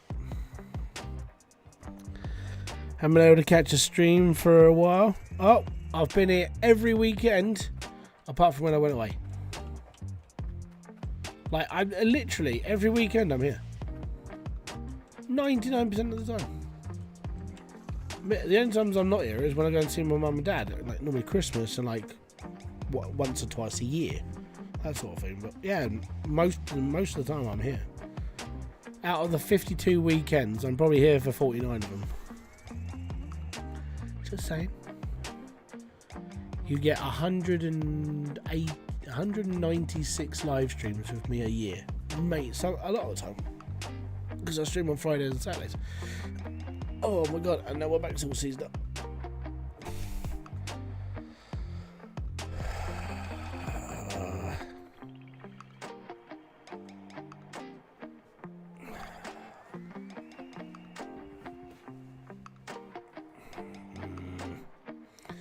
I'll be alright. I'll just deal with the vibrations in my back for a bit. Strange. Okay, so I'm looking for rubies next. Just rubies, and then we're good. Right. Milan, hey man, where's the best dig spot for getting into tier 2? Any of them, apart from Ember Cradle. To put this into perspective, that's tier 2 dirt, and there's lots of it here. This is South Hope. 6,600 will get you this lot of land, and you only need to worry about stuff that's underground.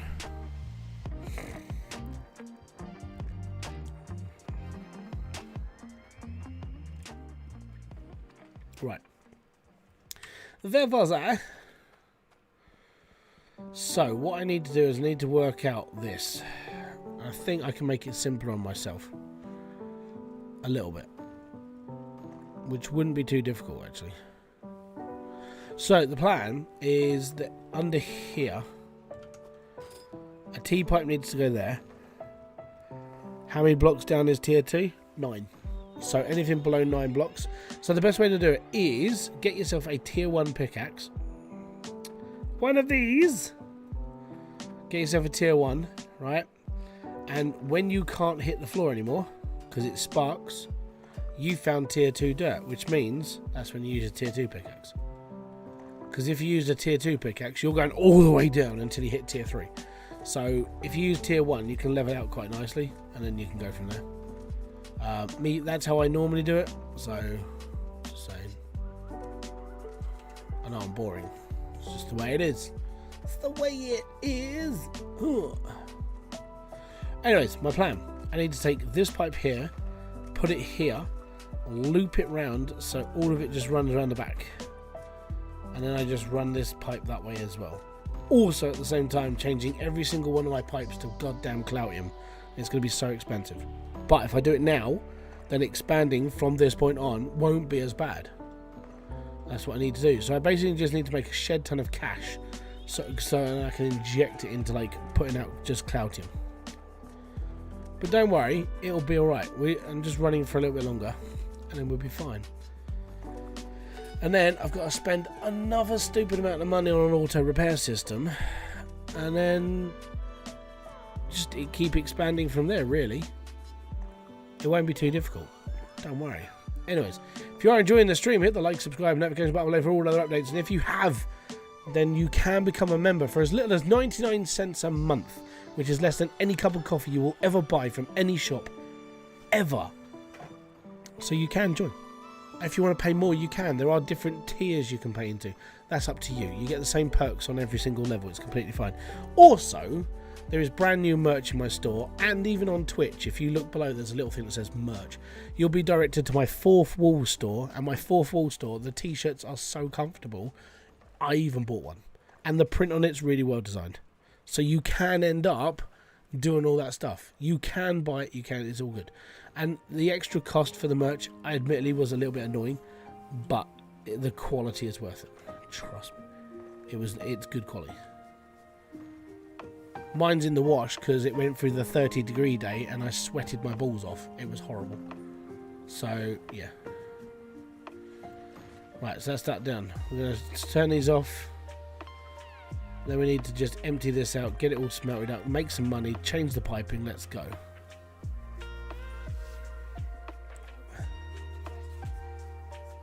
Okay. Chocolate in the fridge. Chocolate in the fridge. Chocolate in the fridge. Right, I'm going to turn the water off. Turn it into a bar. How much is this bar worth? This bar is worth 99p. Right, it's worth 496. So 496. That's another drill. We'll be good. We'll get that up to iron thingy place. Yeah. Jeebus.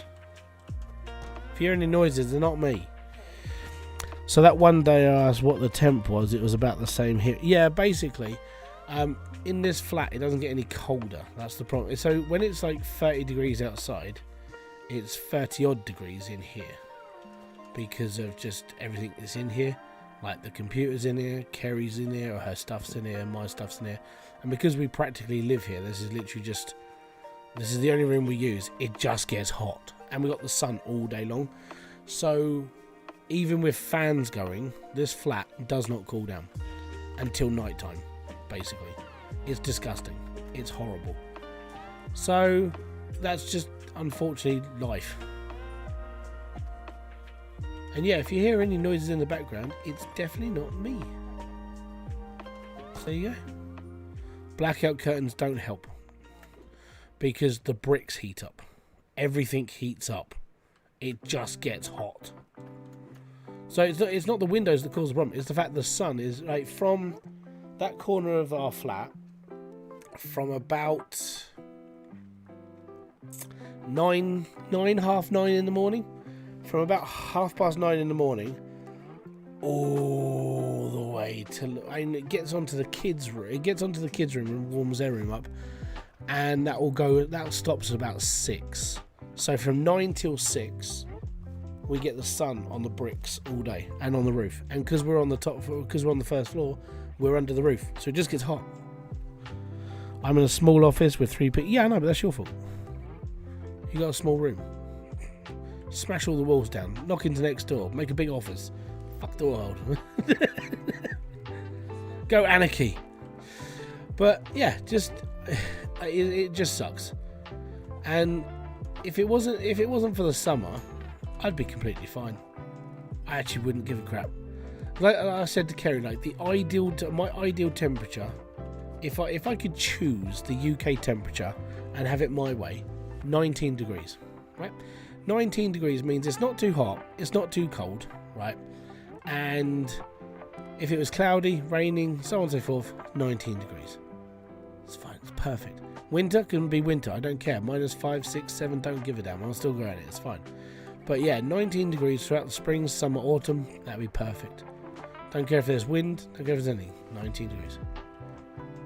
I know it would be boring, but if anybody wants to go to summer, they can go to Spain with all the other British people.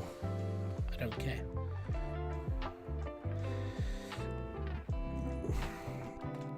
Dude, I move a brick and I swear.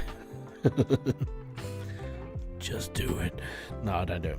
Are you currently at Southope? Yes. I'm always at Southope. I never go anywhere else because I'm boring.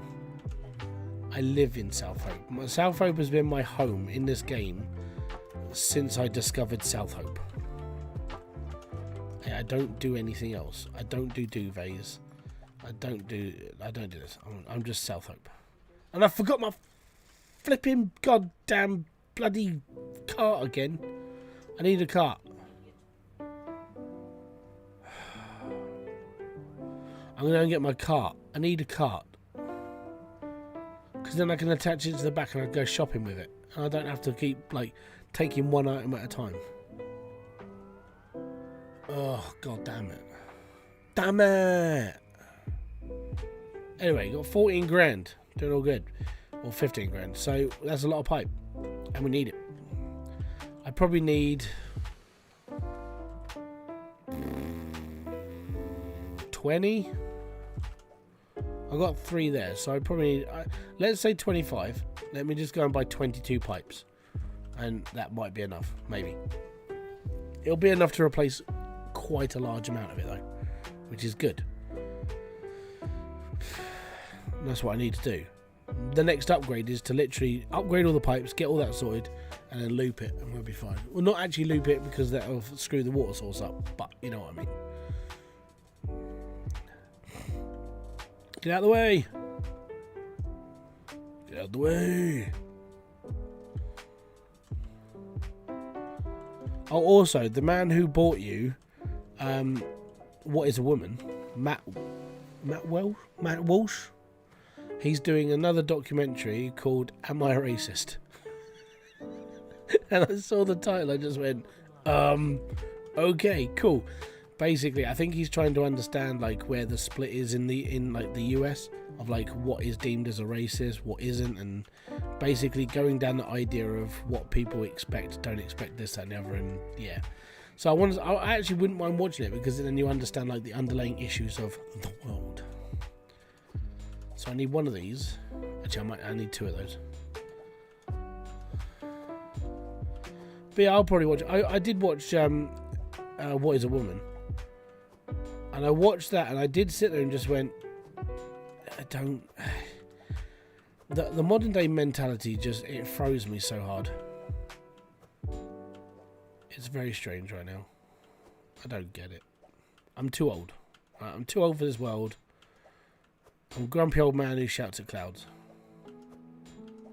Genuinely. I think that's where I'm at. Right, where are we at to? $6 grand. It's not bad. We'll take a few more then.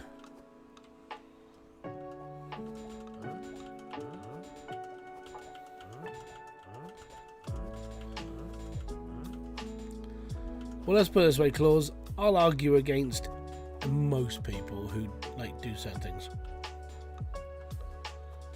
who say certain things, because I'm an argumentative shit, basically. Yeah. $11,000 for all of this. Well, 11,000 Hydrocoin. Not too old, just smarter, and don't want to give in to lies. Yeah, I partially would say that, but at the same time, I don't want to get. I'm quite happy just proving points. I was talking to my brother about this. He goes, "The problem with you, though, Mike, is that you just argue with everybody." I said, "Yes, but I argue with sources. So whatever I argue about, I've usually got the resource to say, I think you're wrong, here's the reason." That sort of thing. And there was one of my friends on Facebook, he's an American lad, and he was talking about that he doesn't believe that China should own American farmland, and I completely agree. And there was one guy in his comment section going, well, you explain to me why we can go over to their land and buy their stuff and they can't buy ours. It's like, because you can't. Well, you can. No, that was outlawed in 1980. You can't buy Chinese land if you're not Chinese. And he didn't reply to me. I'm like, is it because I literally stated facts? And apparently that's the reason why. And I showed this, it was by the New York Post, and it showed a map of where Chinese businesses have bought American land, and they're all next to military bases. And I was like, well, that's not suspect at all. No country should own any land of another country. Well, go and explain it to South Africa, who sold their lands to the Chinese. And that's a big subject over there. They don't like that subject to talk about. Like the reason why I find out all about this is I watch a podcast called The China Show, and their entire subject matter is China. And you sit there and just go, how can you make, like, I mean, they're up to like episode 225 of China now. They show like funny videos of what the Chinese are watching and so on and so forth. They also show certain people saying certain things they shouldn't do, or certain people's unrest in China. One guy that he was interviewed by, there was just a guy on a mobile phone. He goes, so what do you think of all the Chinese like winning all the medals because they've done really well for the country? He said, doesn't make a blind bit, obviously he spoke in Chinese, but his translation was, doesn't make a blind bit of difference to me. I'm still going to be sitting here selling street food. I completely agree. I mean, British people who come home from like the Olympics, it's not going to change my life any, is it? Those people ran a race. I sat on my arse and watched them. You know, that's the difference. So there's no major, ooh, yeah, it improved my life dramatically. I hope it improves kids' lives and they get the motivation to go out and do something. But my fat ass isn't going to get nothing from them winning a medal. And I agree with the Chinese man. I was like, yeah, there you go. All good. But yeah, they cover everything from like government to just having fun, this, that and the other. I have considered being a member because they do a special show called Shab and Ho. And basically it's them taking the piss out of just anything in the world. I'm like, I might have to just watch this, but I'd have to become a Patreon. So I might consider it. But I watch both the guys that run it. I watch both their channels. It's Serpent ZA and Low. I can't remember his bloody name now. How you doing, Scar? I've literally subscribed to him, and I don't remember his name on there. But he used to have sea milk written on his like motorcycle helmet when they were touring, when they used to tour China. And yeah, basically they just cover everything. And you know what? They're quite informative because that's where they used to live. That's what they enjoyed doing. So yeah, I've watched that quite a lot. And they watched the they had a press conference on there from one of the people who represent the Chinese government. His answers, man, were like, you sit there and just go, I don't think you should have said that. So we'll see what happens to him in a couple of weeks. That'll be an interesting topic of conversation. What happened to him? Don't know. He just disappeared one day. But yeah, that's the sort of thing I watch. I mean, I do watch some gaming content just to like drown my mind out. I watch a lot of Linus Tech Tips and Jay's 2 Cents because I'm always interested in computers and bits and pieces and so on and so forth. But most of the time, I just watch stuff that I feel that's interesting. So I'm a very, very mixed bag of what's on my recommendation list.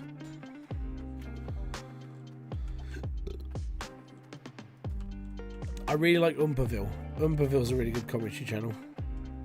I still watch Asmongold, even though he hot takes a lot, but I sort of agree with what he's talking about. Yeah, apart from that, we're all good. And any drama that comes up with Mr. Beast on it, because that's a good subject. And watching all these people have opinions and like talk about it, that's why I was considering doing it as well, because I'm an over-opinionated arsehole. So I think it could work. But you never know. It's something I was considering.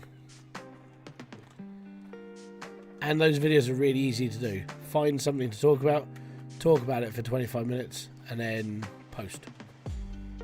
And not a lot of editing, which is happy. I hate changing this pipework over. This is the worst part about playing Hydroneer. Hi, I need to change all of my pipes to Cloudium pipes because it makes the water better. Right. Okay. So what happens if you haven't got enough pipes? Well, I have to make more money for more pipes. Right. And if you don't have enough money, then you've got to turn your machines back on to make more money. Okay. I understand. Hydroneer in a nutshell. Get money, expand. Make money, expand. Right, so that's all of them up here, apart from the two at the end. So I need to get an intake. One of these. I also need to make the intakes for boosting. I've always been useless at rotating pipes. Get good, scrub. Right, so that's everything apart from the intake, which I didn't know if I had enough money for, so I didn't buy it. We got enough money, we'll be fine.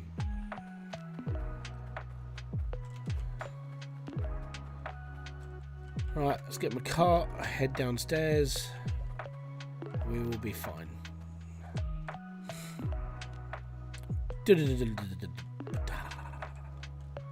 Right, let's sort this crap out as well then.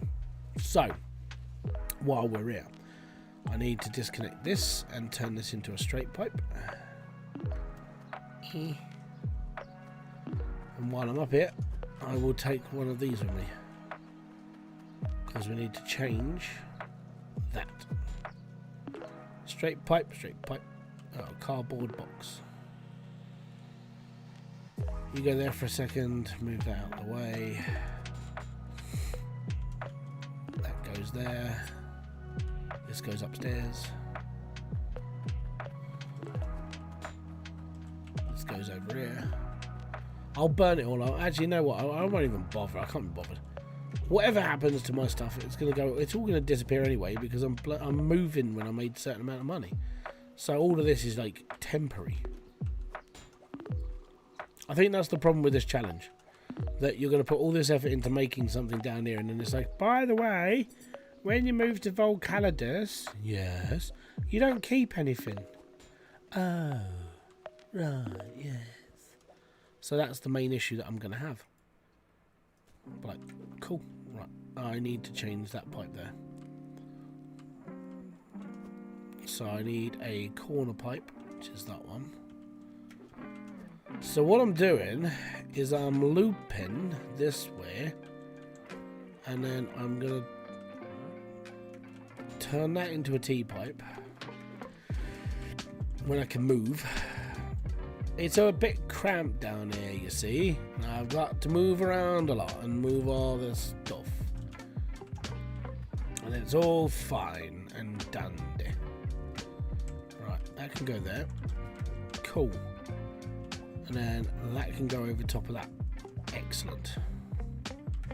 And while I'm here, I need to take that one out, chuck that there, put that in there, and then we can go from there, and we need a T-pipe there as well.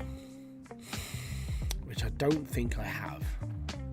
I may have a spare, like, crappy one, but I don't think I've got another, like, cloudier one, which will suck balls a little bit.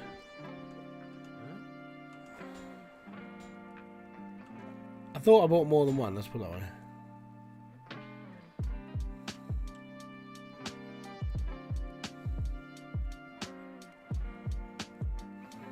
Oh, bums. Right. We'll stick this one in for now. We'll change that to a straight, it's fine. So the only pipe I don't have right now is a better Ujima Flippy T-pipe. Yep. They're all clouting as well, so that's fine. Grab a straight, stick that on there. Excellent. That one can go upstairs.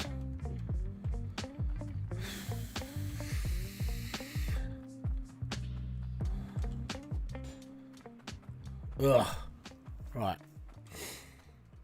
This is the slowest part about playing this game, by the way. Recycling. Go green, keep the planet green. The oceans are starting to melt when them appear. Oh god, that's got to get out of my head. Ugh.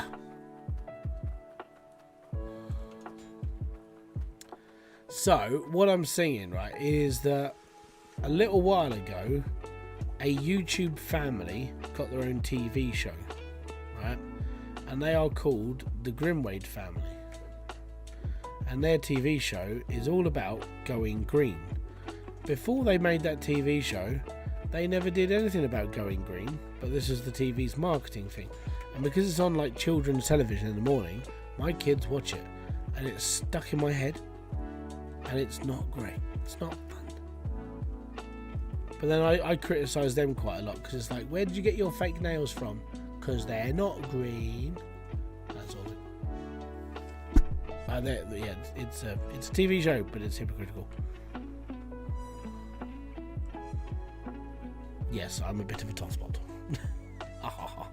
Right, I don't think I need that one. Oh, do I need that one there? No, maybe. Don't know. Should we? I don't think I need that one there. That means I could move that one.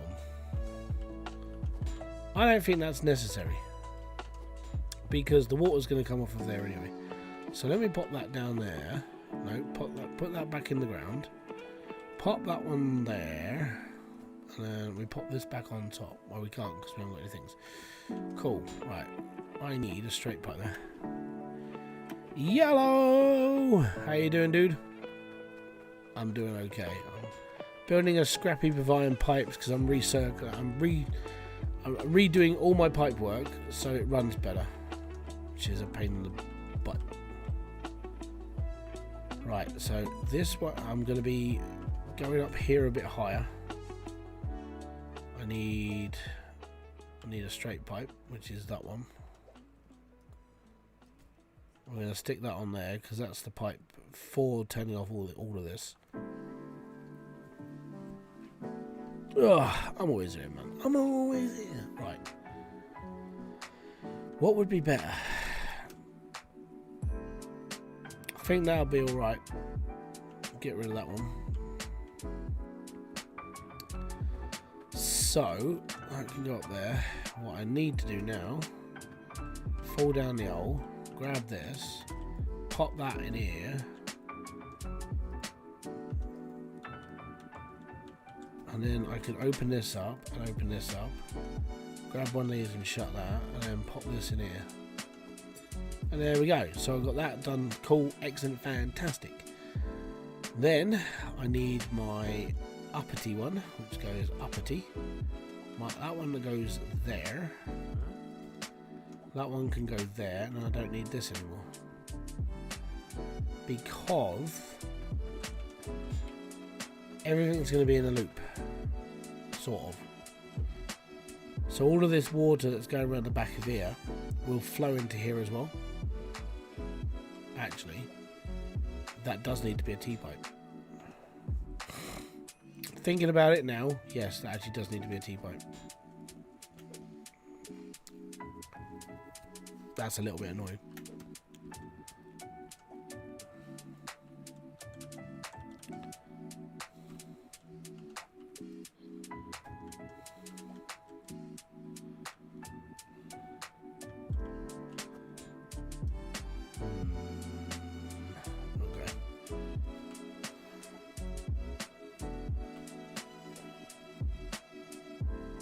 That needs to be a T-pipe as well. Okie dokie.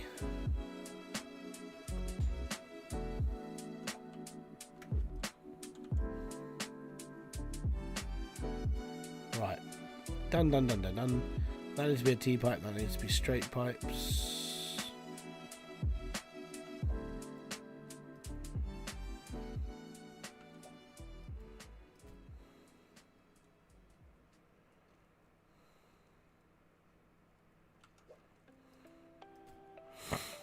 Right, that's done. Turn that on.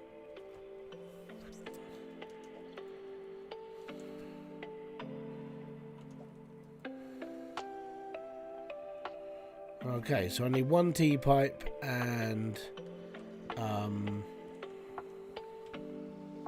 yeah, hold on. I don't have any in here. Most of this is corners, so that'll be fine. So I need one T-pipe. I've got a conveyor belt that can go down here as well. Right, so I need one more conveyor belt, one T-pipe, and then we're done. Okay. Yeah, and a load of other bits actually. Give me a sec before I run away.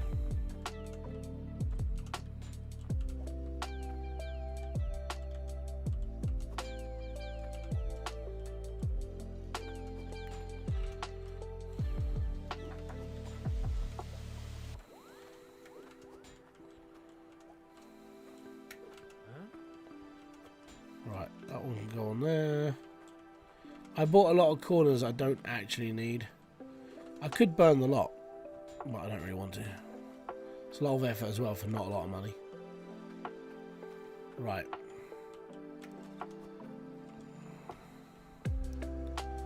Let's go and get stuff. Stuff.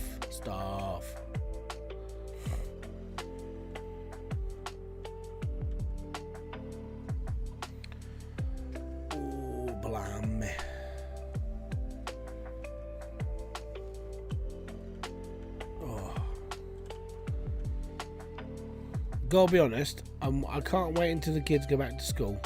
I can get in the gym. I miss it. I actually do physically miss it. It's really bad. Well, it's really good actually. It means my mentality shifted,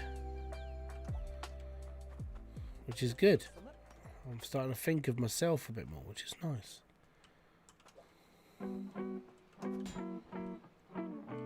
I'll take one more just in case. You know, one more is good for expansion. It's fine. Right, so I need some piping now.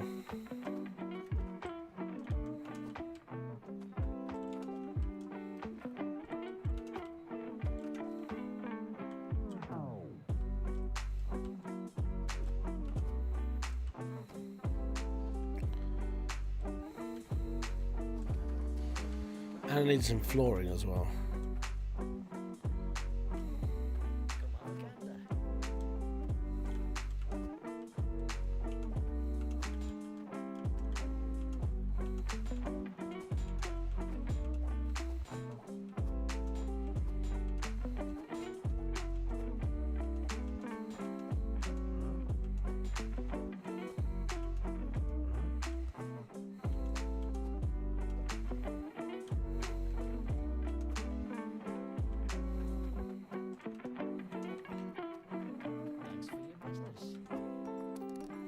Yeah, we ain't got a lot of money, but the next one will. Currently, at the moment, this is the problem with like where I'm up to. I'm into a point in the game where I've got all my stuff now. I'm just about to like turn on the machine, and it's like all we have to do is expand from this, and we'll earn the money. So I need to make 15 million quid, and all I'm gonna need to do after I finish doing this is casually expand out the build with like a couple of pipes and some conveyor belt and a few more drills, and we'll start shuffling that cash quite quick. It's gonna be alright, hopefully. Especially with the fact I'm now using Cloutian piping, everything moves a bit faster. And that's a good thing. Right.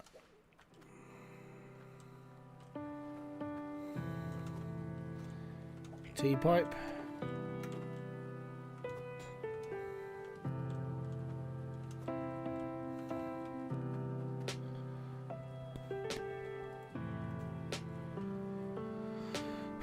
Moment of truth. Any amount of conveyor belt. When this starts running. When it starts running. Right, so I need 1, 2. Right. I need a T-pipe and a corner.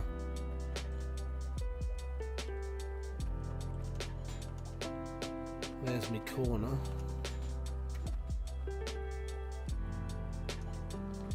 And there's my T.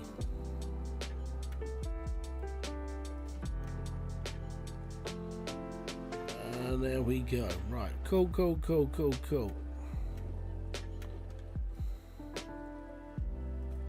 I didn't get any flooring. Spoil the illusion. That's how you do it.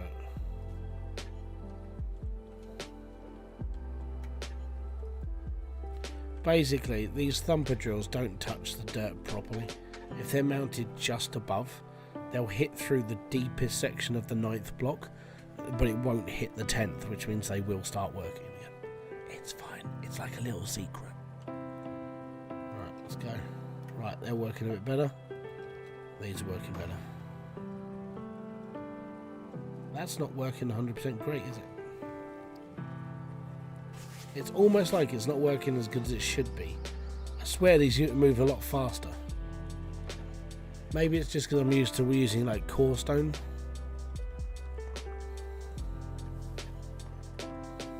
It's very strange. But we are now producing more, which is good.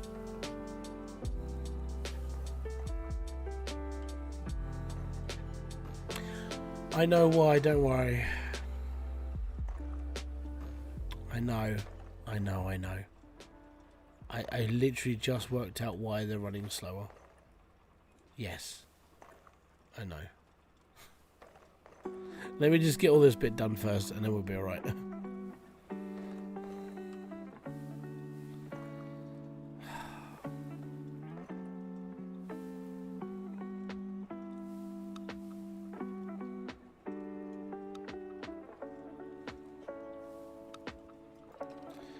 Right, so for all the people that are watching this, who, if you've ever watched me play Hydroneer, why do you think they're not running as fast? Answer on a postcard and we'll see who wins.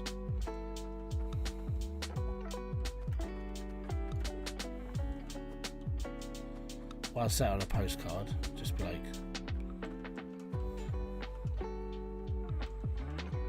whatever.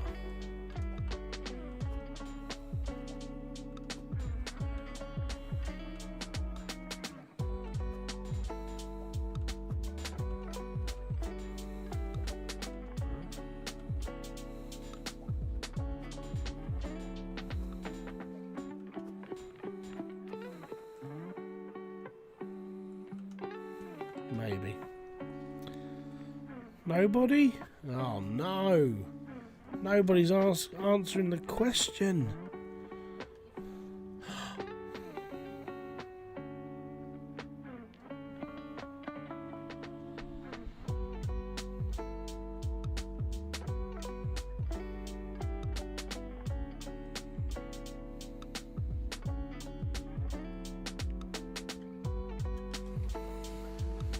I'm not doing whatever you... No, I'm not making soup.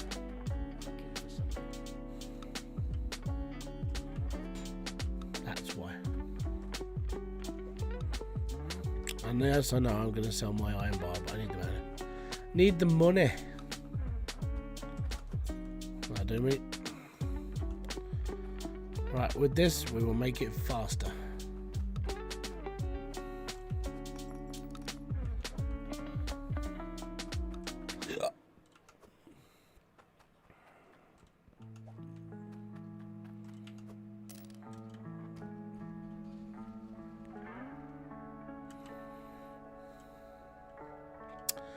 And there you go. That's the reason why the water's running slow.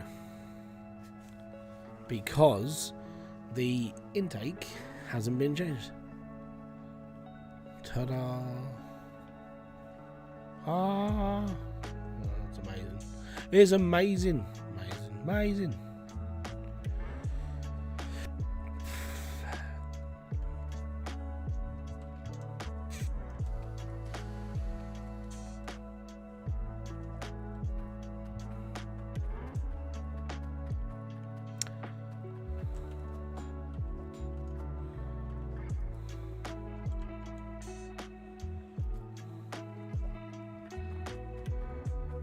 Right, we can go over there. Fantastic. Now, this will run a lot better.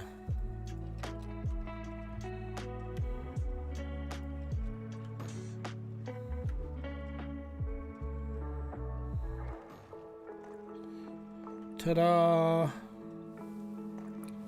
And now it's all running faster. Yay!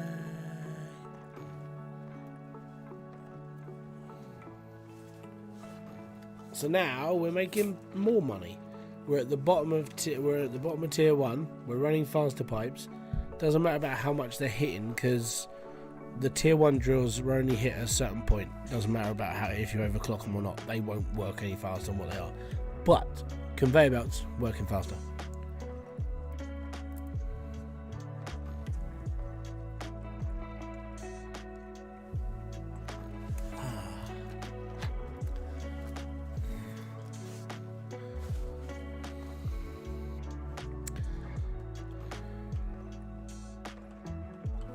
Oh no, my emeralds.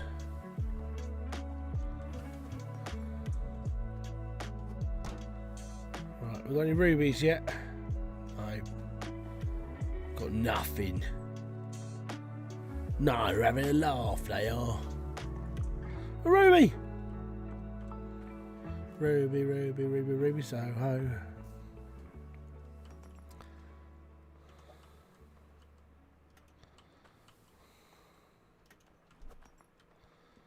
Destination, whoa, ruby, ruby, ruby, ruby, Soho. Right, I suppose I better start digging out this way a bit more then.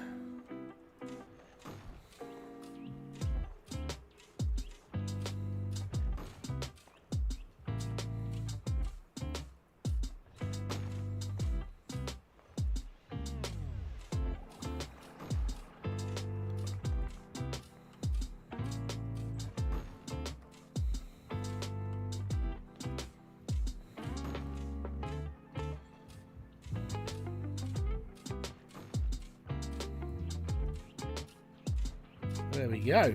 Opening up for a whole new adventure.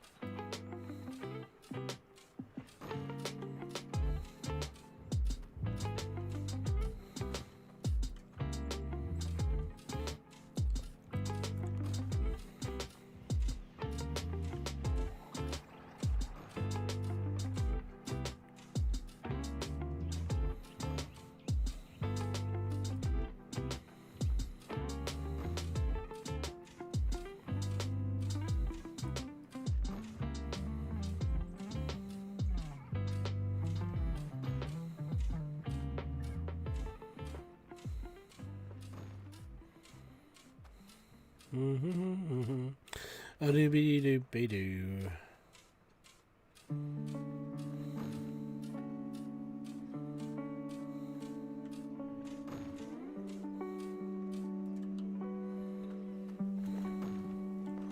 So the way to actually expand from this is very similar to what I would do for over there, but I would go for, I'd move this back 1 square, put a T-pipe in here, and then put drills down this side as well.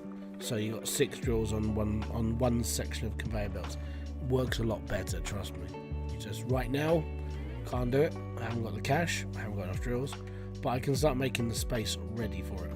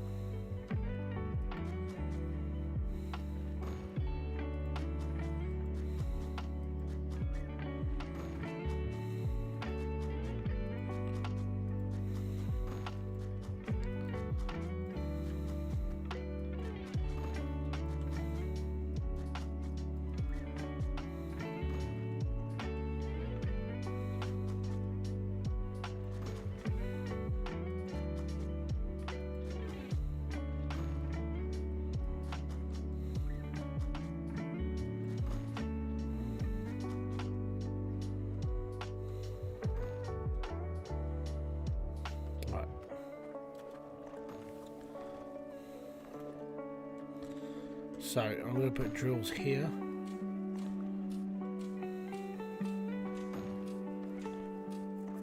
There we go. So I need to clear all this space just to put in more stuff. So it's all fun and games, but on the plus side, faster expansion. So you don't need as many pipes, don't need to focus on as much. You just get 3 new drills in, bring a T-pipe in, boom, and then you just run it all off and it's all good. And at the same time, you're running full power into your drills, which is good. And at the same time, you're running your conveyor belts almost at full power. So you should have like an even out of like good stuff at the same time.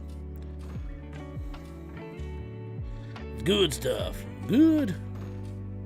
Yeah, buddy.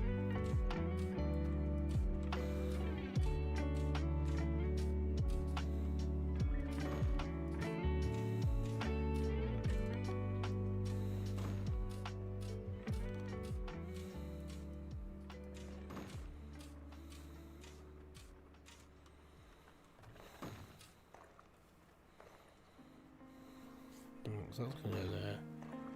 So yeah, that should be okay.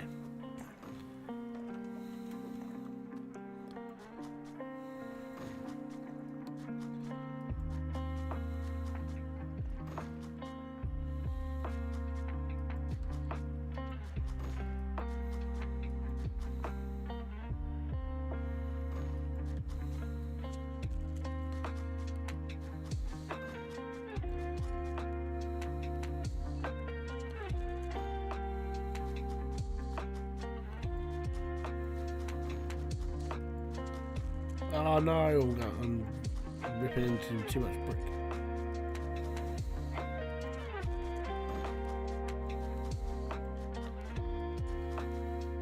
And if you smarten up your build area before you actually do stuff properly, then when you actually go to put in your stuff, it's a magic. It all works. It's all gridded properly. It's all nice and smart. And you're not sitting there for ages going, I can't fit it in. I haven't got enough room. I can't do this. If you think a little bit ahead of what you're doing, you'll be completely fine.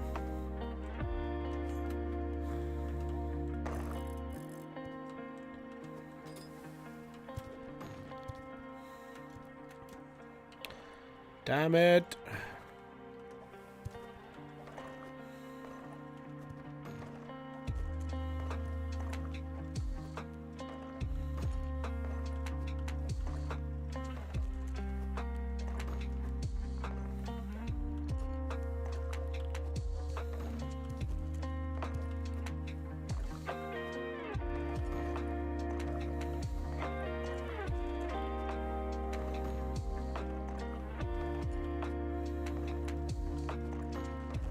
No.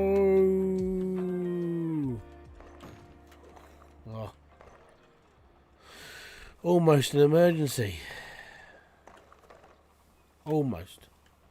That means my drills are about to give out soon. Basically, that only happens when, strangely enough, when poop hits the fan. Predominantly. Well, that's fine. Damn it, stop picking up the floor. Right, let's get this bit straightened out and then we're good. We can expand, we can be happy, we can have lots of stuff.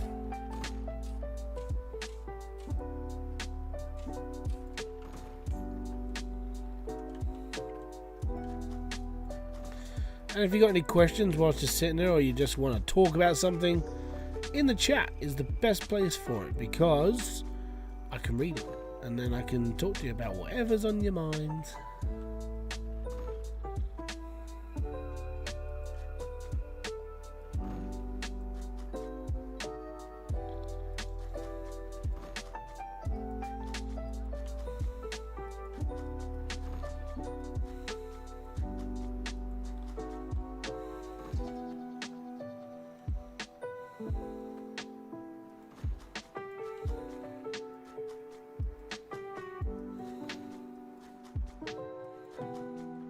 And there we go.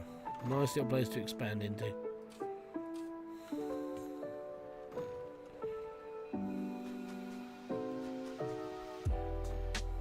Right. Fantastic.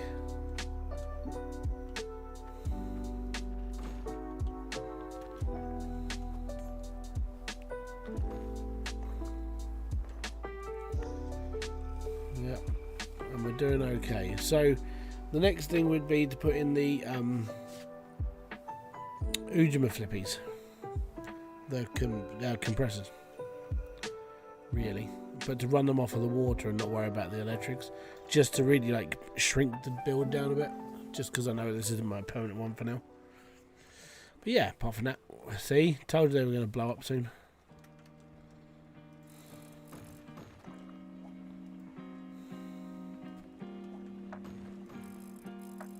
Alright, we'll get a few more. Right, if that's breaking now then, we're going to have to build auto. What prompted this challenge? It's the last time I'm ever going to play Hydroneer. That's what prompted this challenge. I'm not playing it again after this. Literally, as soon as when I've got to my target on this, I'm not playing this game ever again. I won't have to. I don't need to. You know, I would have completed it for myself instead of completing it for everybody else. So that's part of the reason why I'm doing it. It's mainly because I've helped so many people on this game. I never really played this game for me. I played the game so I could help people. So I got time, might as well do it myself. How you doing here, Wolf? Welcome, stranger. Alright, 802. That's 2 drills. 2 drills.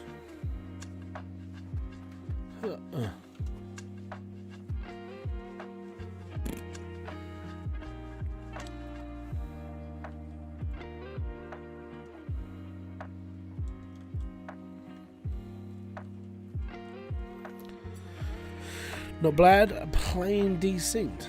Okie dokie. Hope you enjoyed yourself.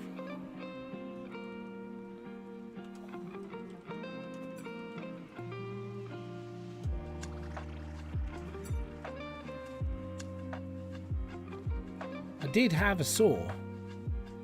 I do have a saw. Yeah. I was going to say, sneaky. Chuck that on there very quickly and we can smack this. And we can make a sword! Yes, yes. Right, we've got a sword, got some iron, let's go.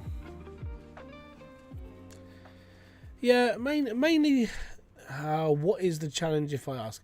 So the challenge, Cavaroo. Right, so basically the challenge is, you have to start from absolutely nothing on the first land, Bastion, right? Start from Ember Cradle, work your way up to 15 million Hydrocoin, so you can then move on to Volcalidus. When you have reached Volcalidus, your challenge is to reach 100 million Hydrocoin, and then you finish the game. That's the whole challenge, and that's it. That's all you need to do. Now, the reason why I chose to do this is because, number one, I knew it would take me a little while, so I'm not afraid of the fact it's going to take me a long time. Number two, like I said, I'm playing this for myself. I'm not doing any tutorials. I'm not showing people how to do stuff. I'm just playing the game, which I've never done for myself. And so basically, as soon as I started playing this game, there was no tutorial for it. So I basically started building the tutorial. I've never sat here for a huge amount of time and ever sat down and, you know what, I want to play this game for me. I'm just going to set myself a small challenge, a challenge, and I'm going to get to the end of the challenge and I'm done. And that is this challenge. This challenge is the 100 million Hydrocoin challenge, and it's my way of saying goodbye to Hydroneer, because I don't need to play this anymore. I'm doing this for me. So yeah, that's where it all's come from. I sort of figured it was a fitting way to basically just stop playing Hydroneer.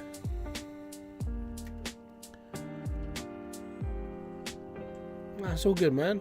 I released a video about talking about this. I did say I was going to play it one more time, and I just didn't know when that was. Now is that time, basically. So I started this playthrough last week, and this is as far as I've got. The idea is just to keep going until I get to my point. Spoon.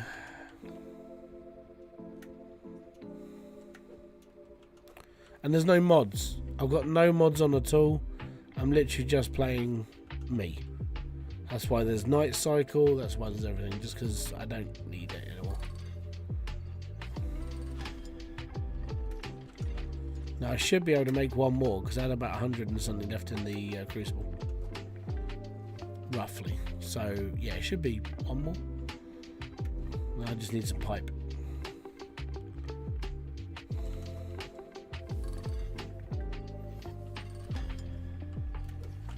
Which I'm assuming I have back at my base. Yes. So we should be able to do like 6 drills now.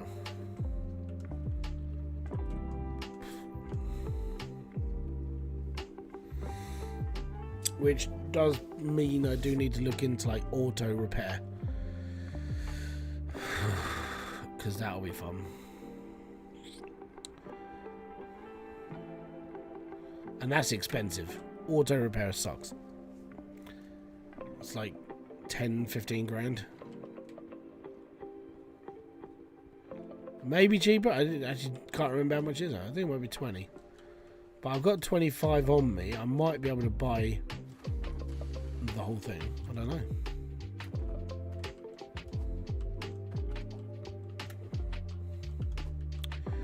Well, what we'll do is we'll go and find out. I'll go and put these on my base, grab my cart, and then we'll come back to it.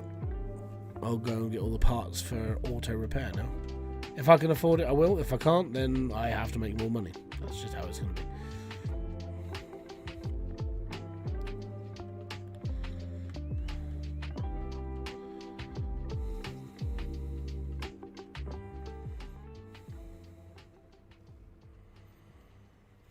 But yeah, that's the challenge. If anybody else wants to do the challenge, feel free. Go and do it. Be happy. Play the game and just do it for you. It does help.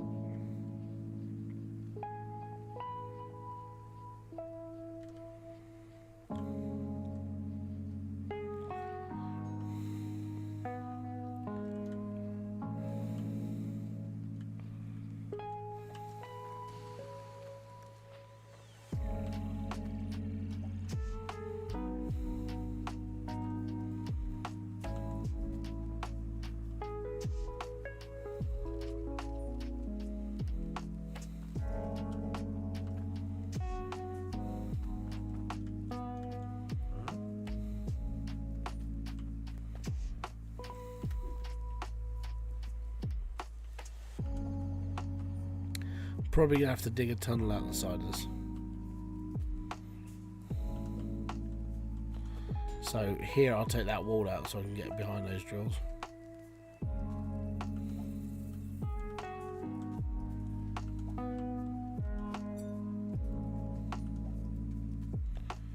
So that should be a T-pipe.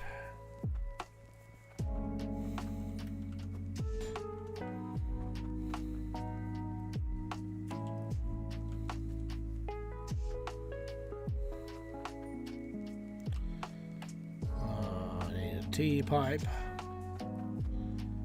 and another T-pipe.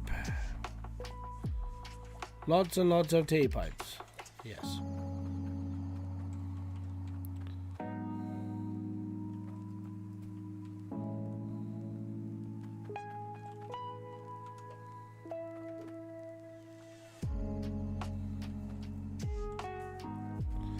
There you go. The downside to this strategy though is the shut off. I don't have one. So in order to shut these drills off, I have to either do that manually or I have to come up with a way of turning this off without messing around with stuff. Which is a bit harder.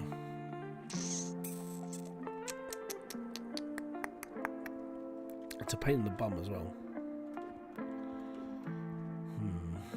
I might have to offset these, which means I need another straight and a conveyor belt.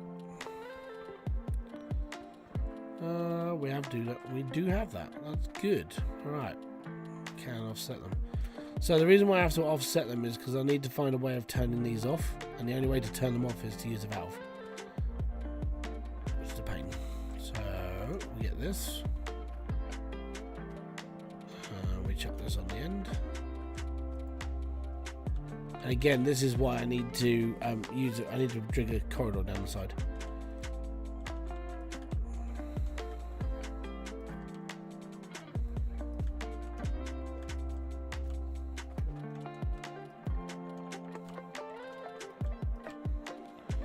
Right, straight.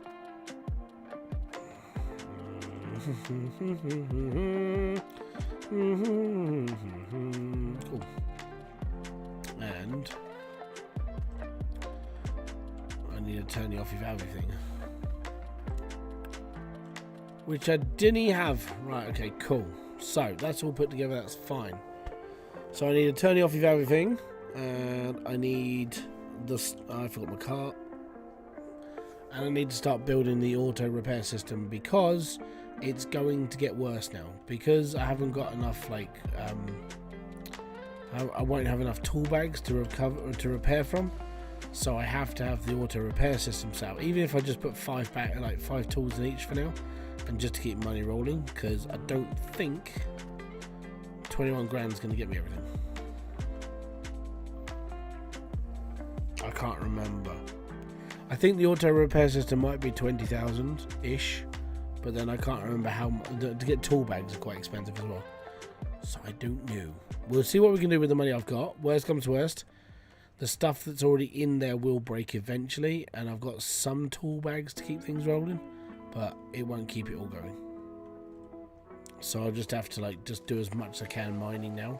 I'm like, okay, we're done. Right. So I need this. I need this.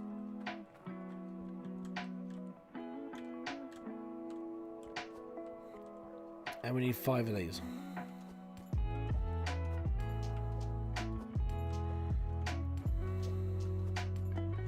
And 1 of those. Right. That's $1,000. Just for the filters and that. So that's not necessarily too bad. That means worst comes to worst, I can repair my filters with tool bags, so I don't have to repair 20, you know, like 8-9 machines. That's a good start. So that takes some of the strain off it already. Not a bad thing to do. Next, we need to see if we can actually afford all of the things. All of the things.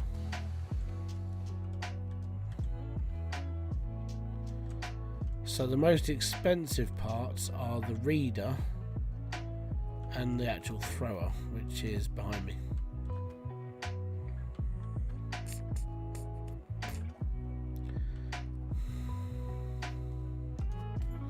Now don't forget, I've only got 5. I've got 20 grand on me. So I'm going to put these out now because I need 5 of these. I need 5 of the readers, and if that's like 15 grand, cables shouldn't be that expensive.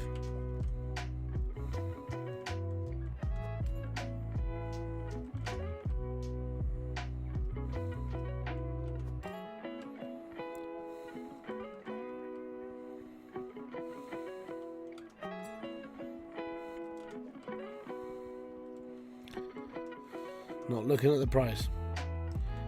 Not looking at the price. Not looking at the price. Keep your head down. Don't look at the price. If you don't see the price, it doesn't exist. You'll be fine. Okay, so 1, 2, 3, 4, 5. 1, 2, 3, 4, 5. That's 7,800. That's not too bad. Cables won't cost that much. We'll be alright with that.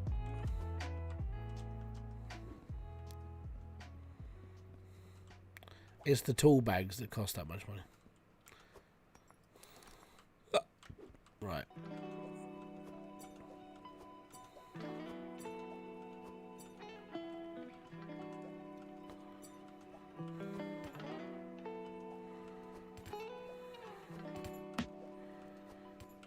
Okay. So that's all of those. And then everything else I need is literally behind me. This lot. So I got 12,000. I need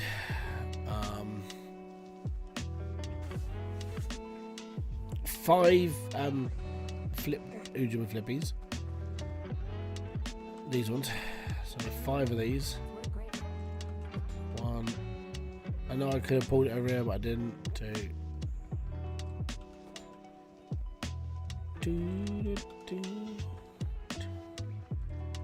3, 4, 5, 9, 5. Right, cool. Now we need 1, 2, 3. So 15. No. 3, 6, 9. Yeah, 15 of them. Yeah, see, I was right. 1, 2, 3, 4, 5, 6, 7, 8, 9, 10, 11, 12, 13, 14, 15. And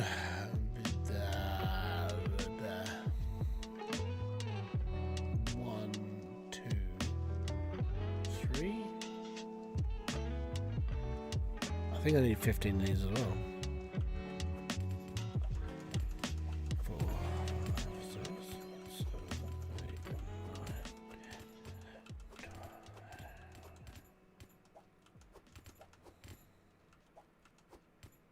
That should be enough. Worst comes to worst, it's not, and then I go, damn it, and then I end up coming back. But that should be everything I need for the auto repair system. And I've got some tool bags, but I haven't got a lot, so I might have to just go and buy. If I just buy 5 tool bags for now, I think that works out about £1,000. I can afford 1,000. So if I buy some now, and we'll get some later. That I think tool bags are the most expensive. Well, I would say most expensive part because you have to keep topping up tool bags. So once you've got like loads, you should be alright for a really long time. I think we worked out that if you put, if you fill up a whole auto repair system, I think the whole build would last you 9 hours in total, and that will use all your spanners up in 9 hours. So once you've got like 20 spanner groups into your like things, you're fine for a really long time.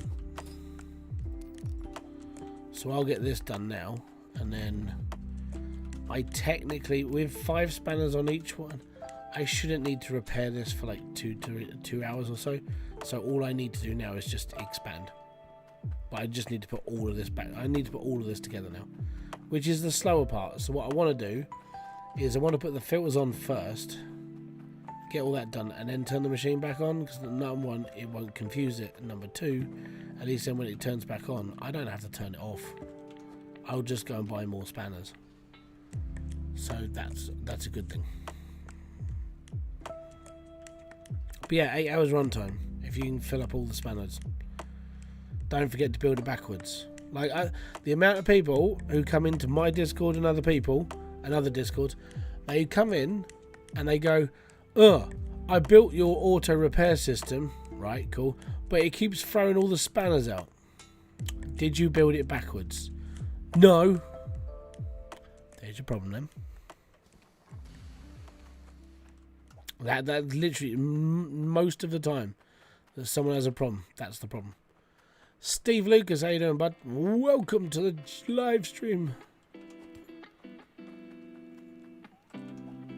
I'm going to put all this up here for now. I don't really care. I'm just moving it because it's in my way a lot of the time. Right, cool. Auto repair system there then.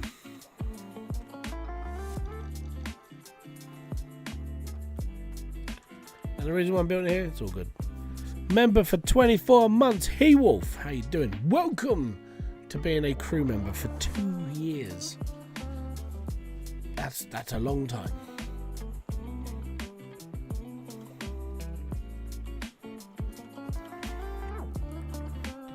My relaxing Saturday boxed off. Hello, Hybrid. I'm doing good, Terence. Thank you very much for just being here. It's most appreciated of you. No, actually, no, don't put that down. Right.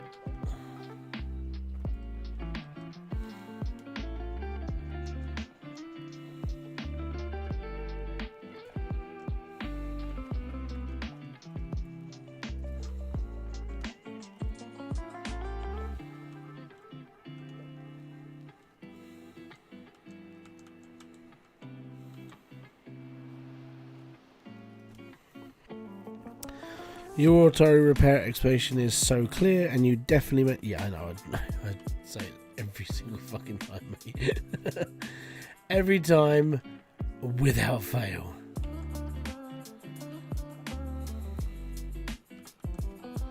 Build it backwards. You build it backwards because it don't work forwards. It triggers. It triggers. That's what it does. It go boom.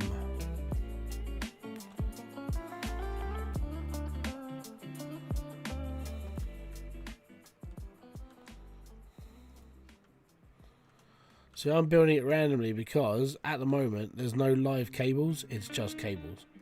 So if I was to attach the hurler to it, it makes the cable like live. So you just don't do it. It's very simple.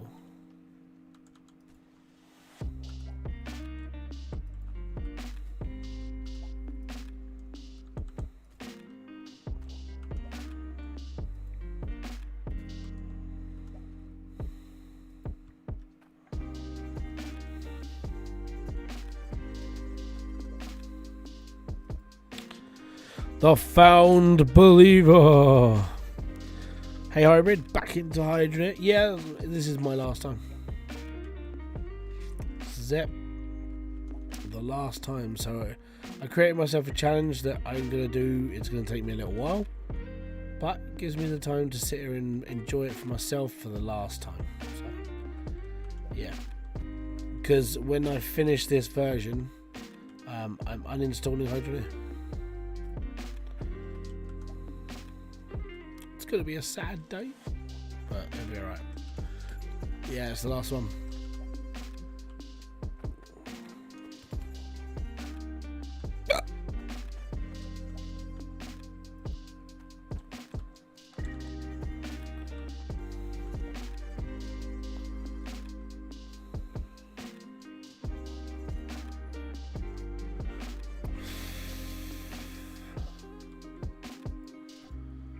Nothing lasts forever.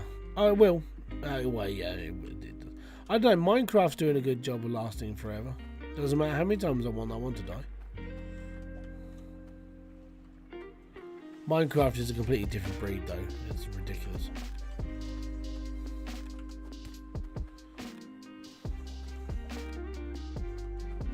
I think I may have bought way too many of these.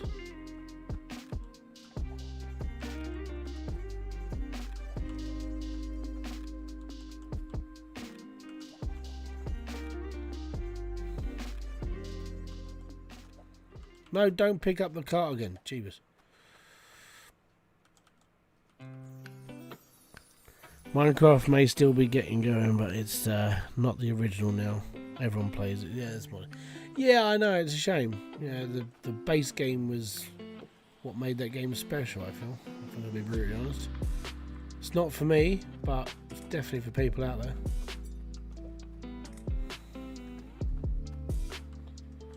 Find the filters. They're in here somewhere.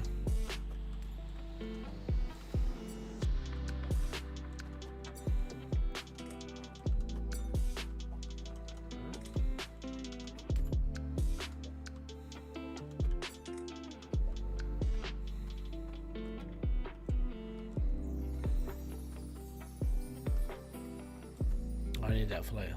That goes downstairs.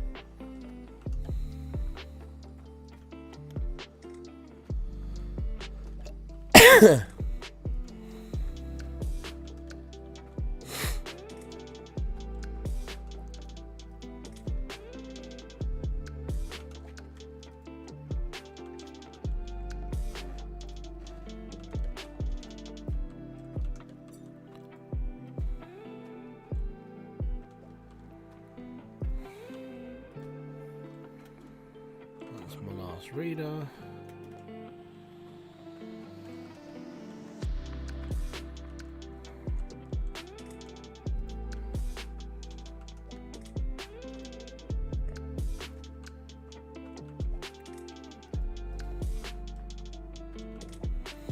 Give me a sec, buddy.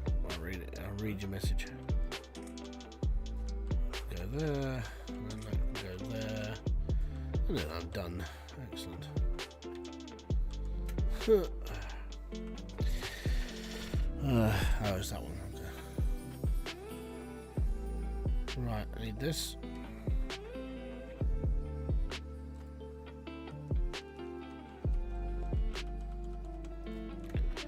Cool. Right, I think we are ready.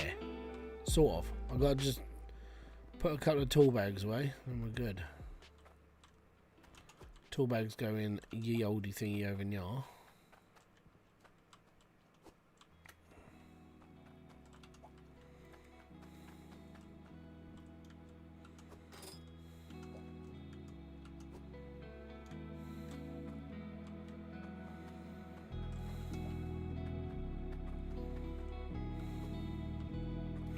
I only got one set of tool bags for each one for now, so this will run for about an hour before it dies, really. Maybe 40 minutes, but it'll be alright.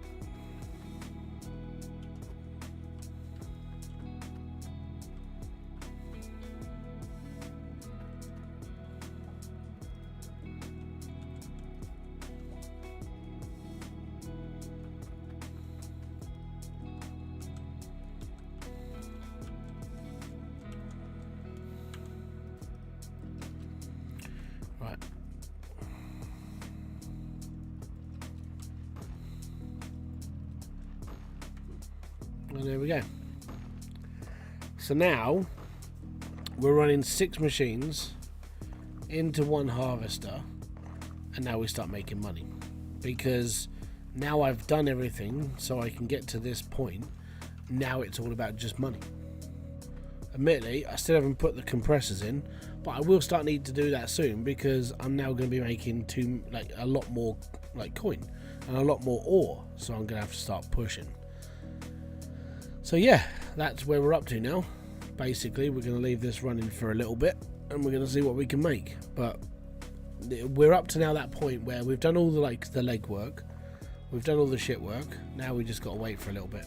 And then the best thing, what you do from here is you just double up each time. So instead of going up and just getting like 1 or 2 of these, what you do is you go and get like 10. You know, so instead of just going like, oh, I've got like 600 iron, I'll go and get 2 drills. No, you want like 3,000 iron and go and get yourself 10 drills, upgrade all your piping up like another 10 drills, and then you're all good. And then basically that just, you snowball faster by doing that. Takes a little bit of time to like get your first 3,000. As soon as you're making 10 drills a time, take the cart with you, get and jump them on. It's all good. And that's all. That's literally that'll be done. Like next stream, we could hit the 15 million mark, because it only takes 1 big sword. And being that now I don't need to really buy anything, because I've got enough down here for a sec. We've got one of those. I might need to buy a couple of T-pipes just for expansion, but most of it now is T-pipe and corners, because that's all you need for expanding that. I've got enough here to do 1, 2, 3, 4, 5, 6, 7 loads of conveyor belt, and I've got another T-pipe there. So I've got 7 conveyor belts, 2 drills. If I just expand even just by 10, then I just have to sit here and make money now.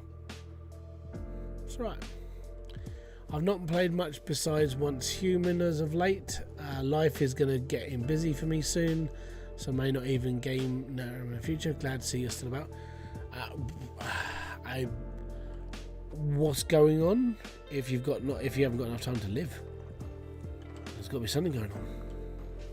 And if you don't want to say, you don't have to. Don't feel compelled to. I'm just inquiring. Onyx. If there's anything else coming out, it's going in there. But I think that's everything. So we need to stick the compressors in soon, but we'll do that next.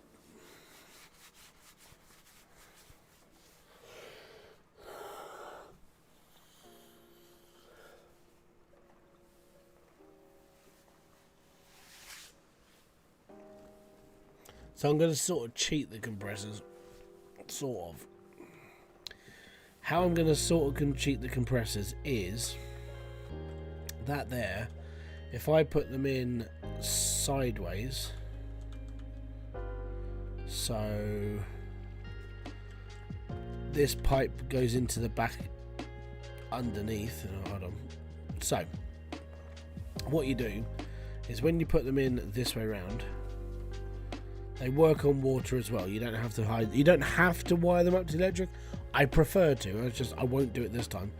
What I'm going to do is I'm going to loop water out of here, under here, and I'm just going to have them running off of here. So just going to connect them all from a T-pipe and just do the whole thing.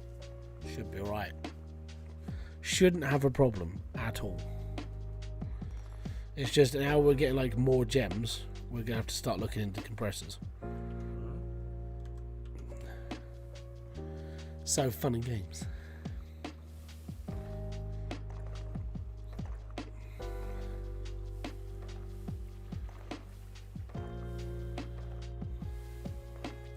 Could start digging that out actually.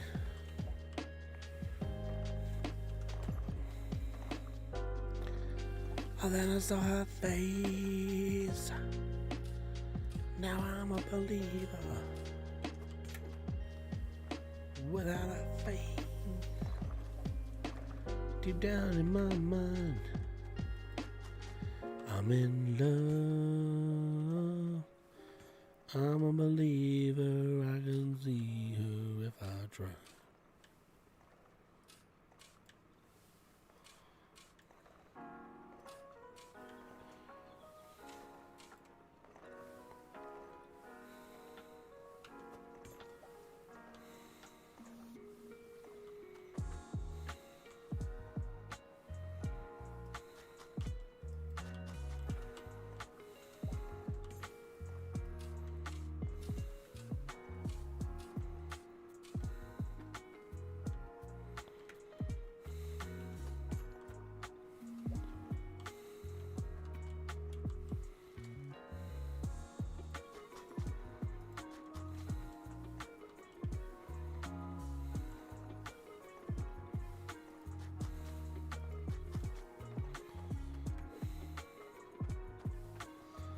Right, so that's dug out underneath. That's fine.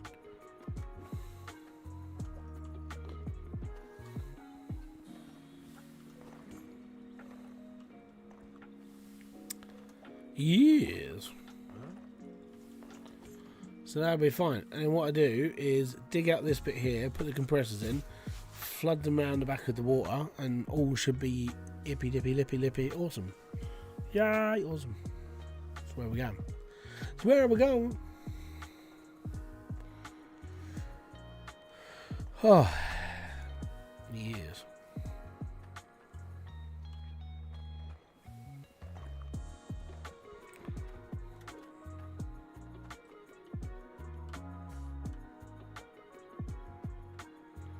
And yeah, now we can just go for a little longer.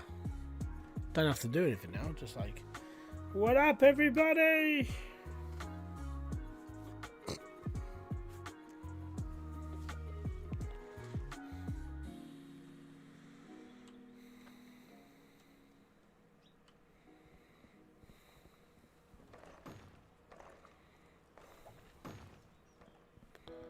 I'll chuck this up here for now because I don't need it. But we are thumping.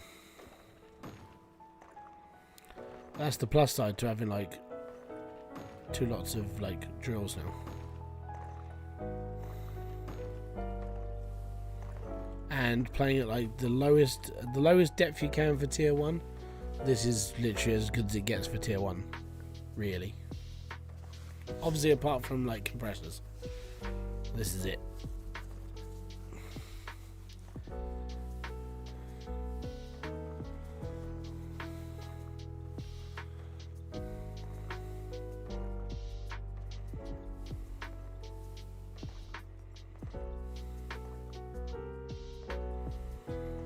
Right.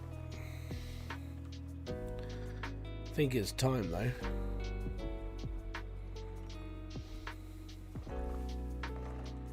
Right, turn that one off.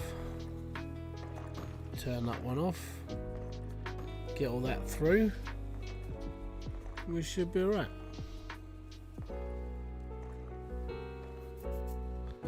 It's your boy Terry Tips. What we're gonna do today? So I'm gonna buy your taxi off you. It's only got 3 wheels, so I'll give you 1/3 of the price.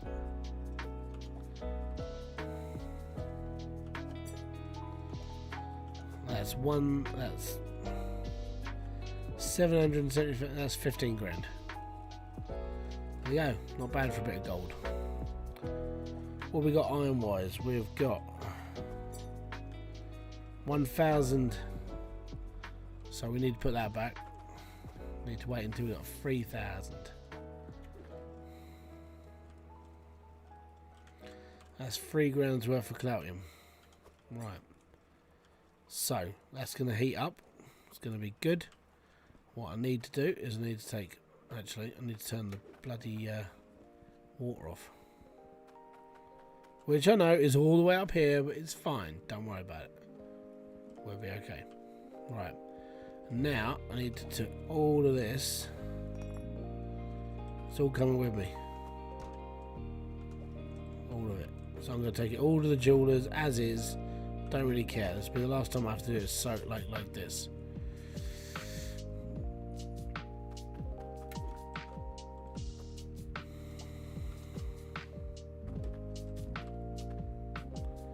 It'll be the last time. So we need I'm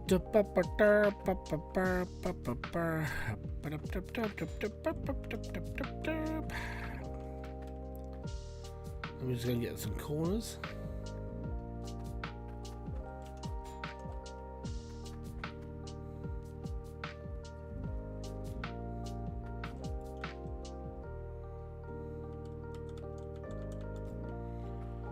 Get my pickaxe.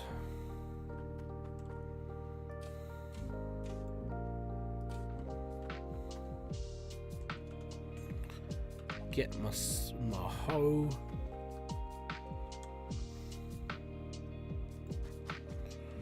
Bob's your uncle, right? Maybe. I don't know who your uncle really is. Maybe he's not your uncle.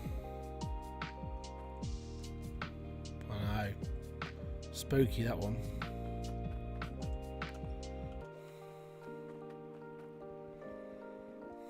Ah.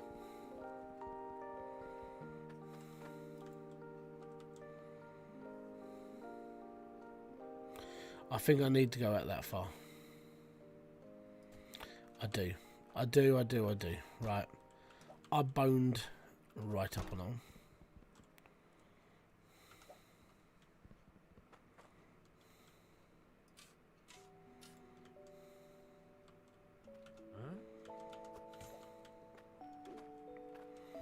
Right, we don't need this down here.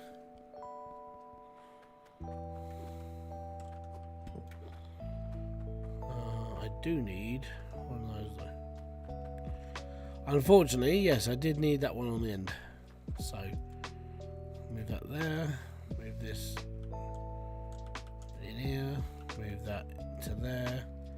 Where's my rake?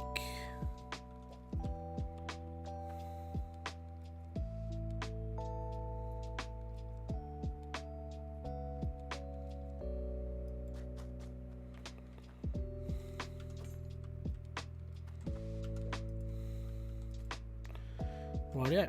Get my pans out of here now. Don't need them all.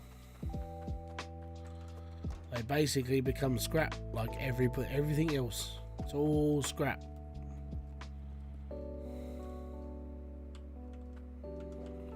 Because we're going to replace them all with compressors.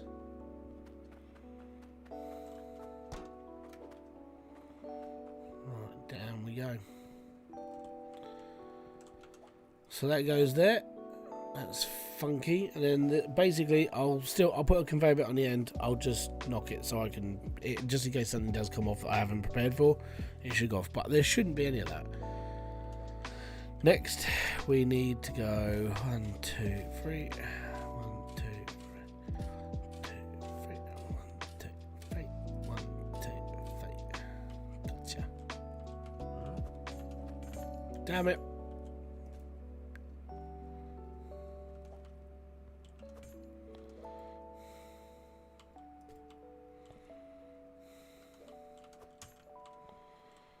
Right.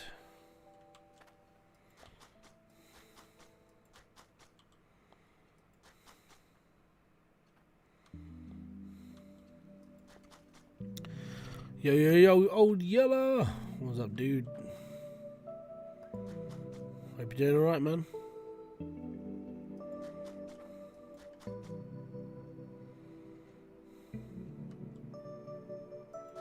Right, cool. That's done. Now, I need to get pipes. So, first one's going to be this one. Out.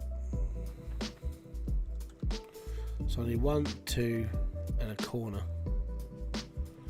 So it needs less than I figured. Excellent. Right, so that's going in there. Hey. So 2 of those, and we're all good for compressors. And then we're just at the mercy of the water instead of at the switch. I prefer the switch, if I'm going to be honest. I prefer using switches, especially for compressors, but can't have everything.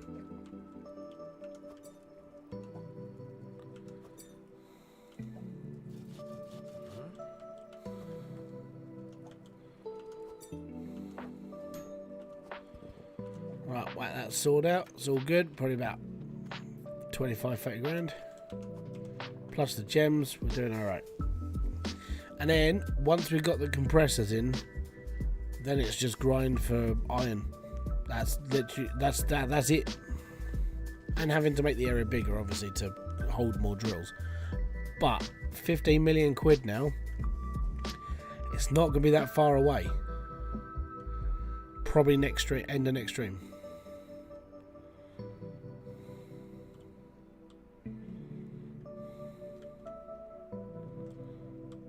Because once you've got all your basic equipment in, and you're literally just waiting for money. There you go, 24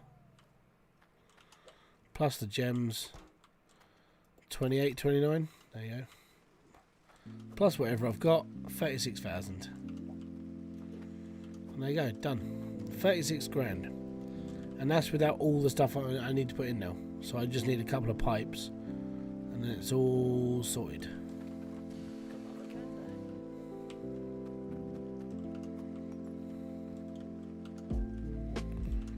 So I'm going to take those 2 for me, and then I need to do another 10 for my next expansion.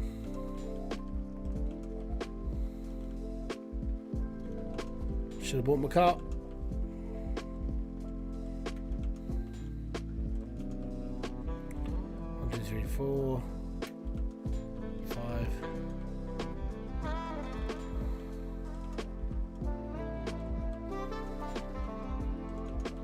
Should use the back on this, actually.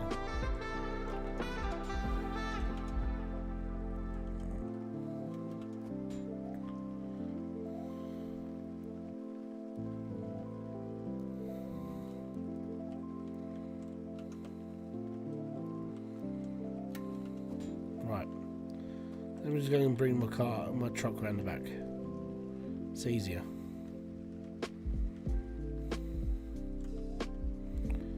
See, my truck's got more moves than Ray Gun.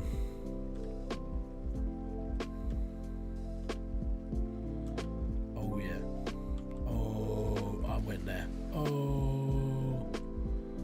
Right, so that'll be enough to expand another 10 drills, which is fine. I do need, however, a load of those as well, because obviously we need more conveyor belts.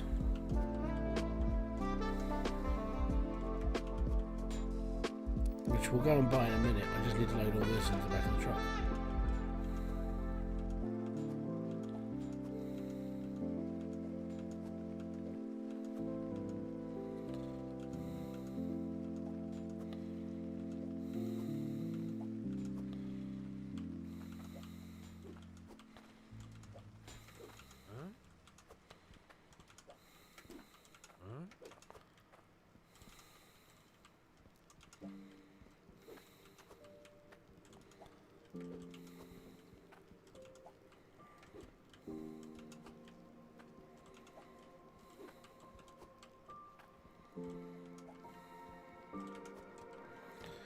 Okay, so I've got no more conveyor belts left at home either.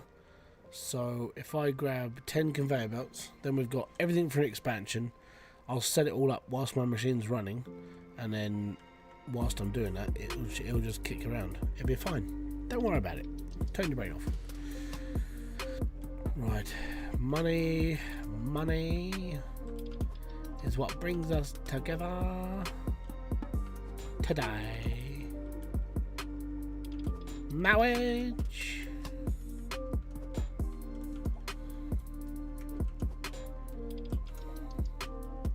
If you haven't seen that film, it's a little bit soppy in parts, but it's a good film.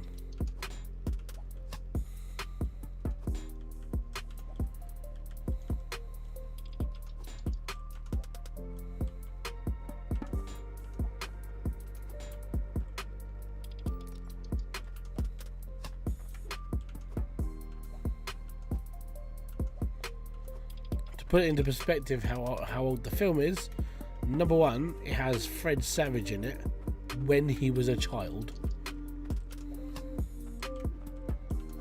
It has the guy who played Columbo in it, right? And Carrie Ells is in it, and Andre the Giant's in it. All right, that shows how old that film is. And I still believe that Carrie Ells might be a bit of a vampire, because he still looks all right now.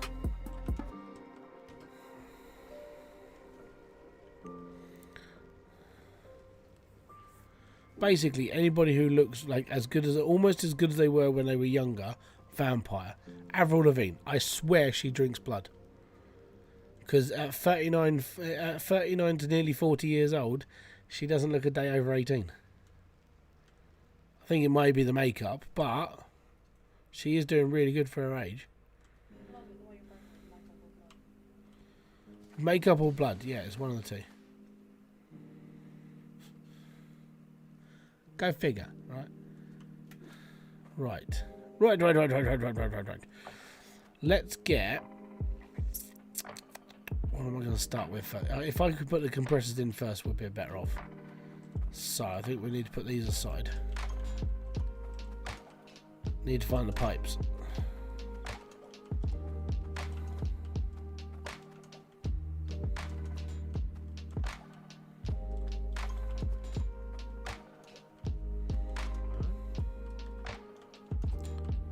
Like Eminem. Eminem, I swear, is a vampire. I think he may have had plastic surgery though. Well, he may have had like Botox, maybe. But all that's ever changed of him is his beard.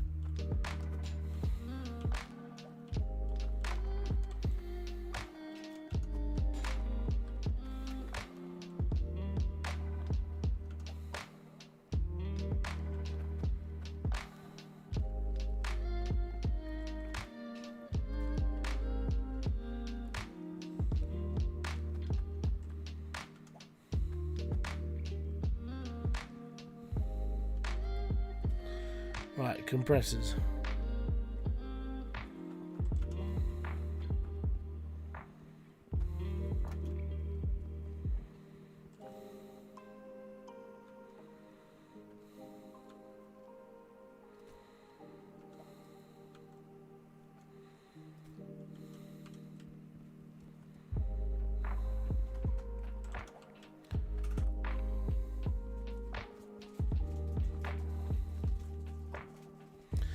There we go. This is it. We're getting there. Now it'll literally just be me turning the machine on, but like, now I just sit here for a long time and wait for my money to go up, because that's all I've got left to do. And all I've got to do is I've got to make 15 mil. And then we're done. Here at least. Then we're done. Alright, so I believe nothing else will come off the end of that conveyor belt. I believe and I think I'm done. Right, put my pan over here. Ta-da. Right. Now, if I go and turn this on, and we should be alright.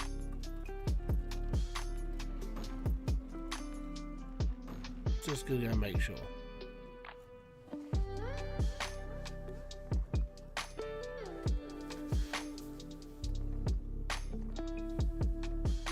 Just gonna wait for a gemstone now. Here we go. Skadoosh. There we go. So that should be completely fine. So whilst that's all messing around down there, and that's all good there, the next thing I've got to do is hollow out all this. Make sure I've got enough room to put 10 drills in. That's my next plan. My next thing to do. So here we go.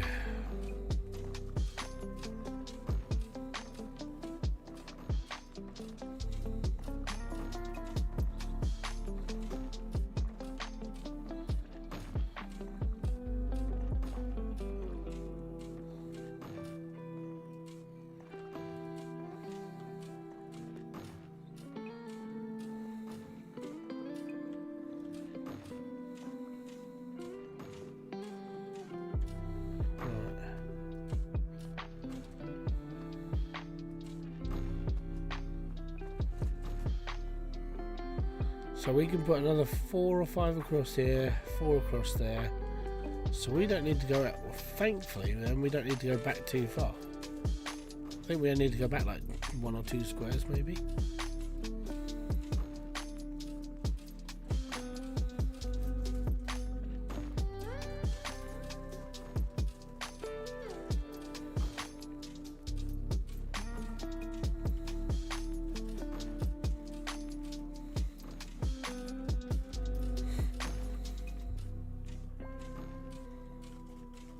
See, it turns into the waiting game now. So all I gotta do is wait until I get to 15 mil. That's it. And that'll only, it won't be too long, because as soon as you start mixing like blacksmithing ability and being able to create like a much larger sword or a much larger this with using like Cloutium mainly, then you're gonna make the money. And that's it. That's how it works. Hydroneer, simple game. Can you make money? Yes. Have you got enough space for expansion? Yes. Then you should be fine. That's how easy Hydroneer really is. And the worst part is, I'd say that this game trips up a lot of new people because it's a very easy premise, and they expect it to be. I think they expect it to be harder.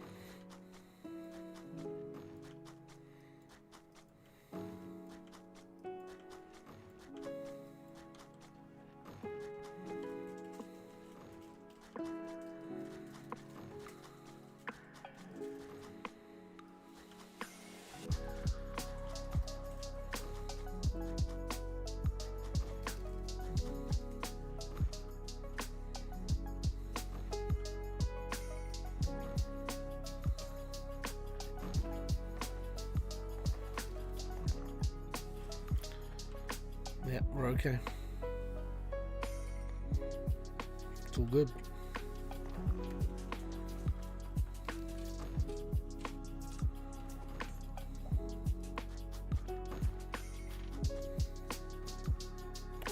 Questionable ability.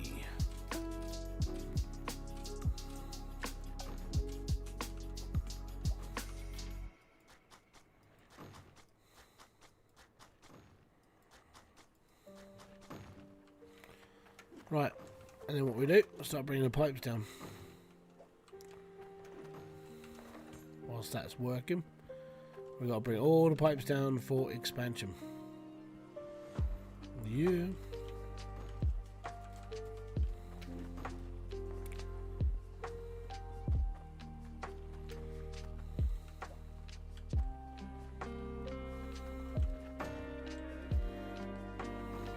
Now, the side I'm working on currently is offset, so I might have to go one further brick this way, or 2, because that's 3. So there's it'll be 5 per side. So I've got to go through 1 brick, 2 brick. So I've got to take out 1 more load. So like Stanley Kubrick. Ha ha ha ha ha ha.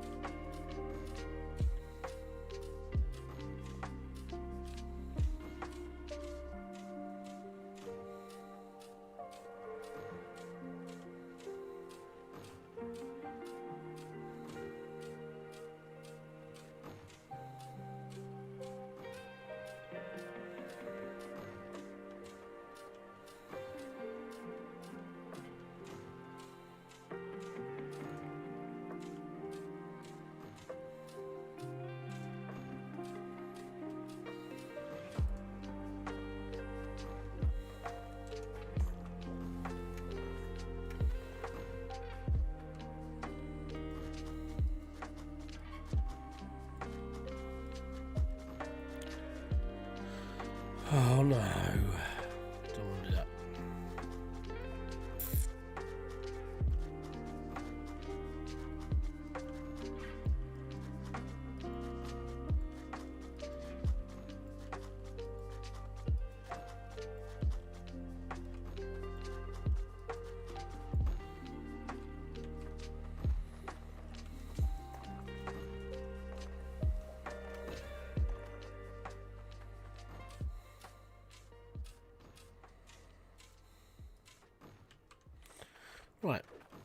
I'll do that side.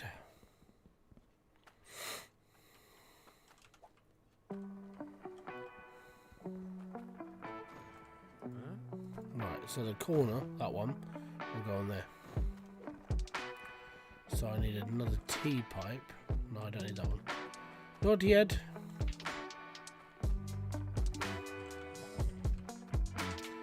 So this, for now, will go above. There. So when it comes in, I'll click it out, put it over there, all good. Grab the other side now.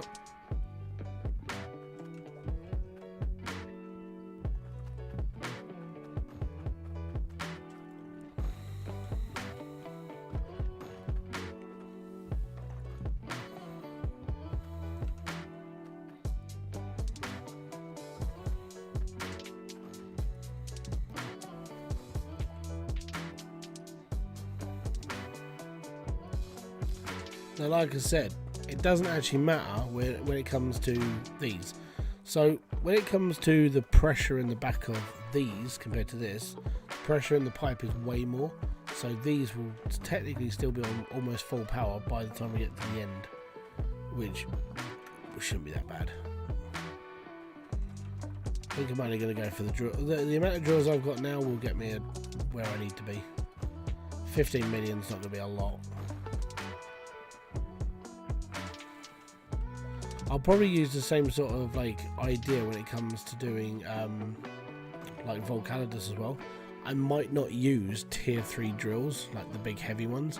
I might just get down to like bottom level and just use them to drill off there because they work down there.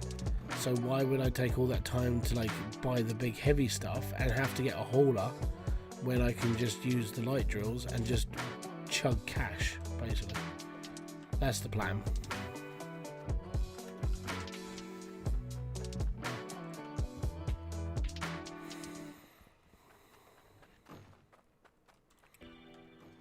Did I buy 2 less then?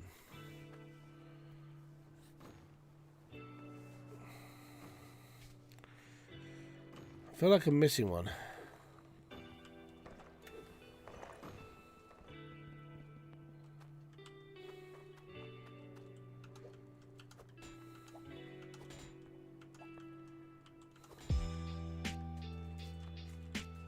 Huh.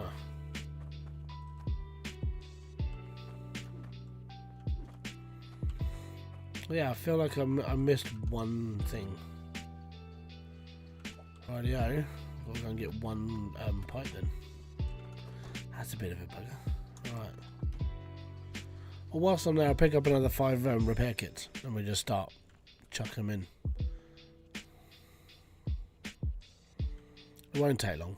It'll be fine. And with the upgrades to the game, I don't have to worry about going backwards and forwards anymore. And like, oh, I have to turn off my machines because the loading time doesn't actually.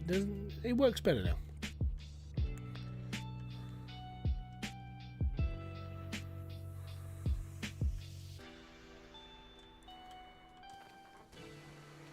Right, so I need one of these and 5 of these.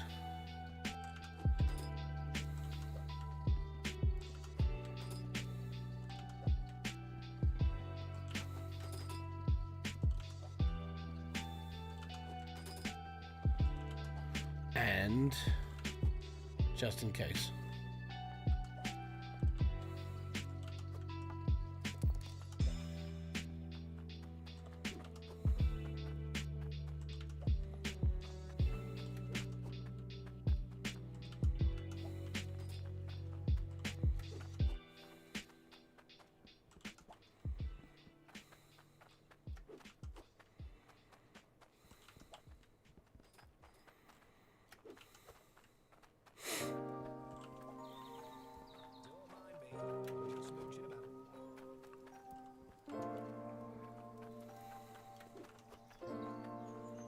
Right, money, all good.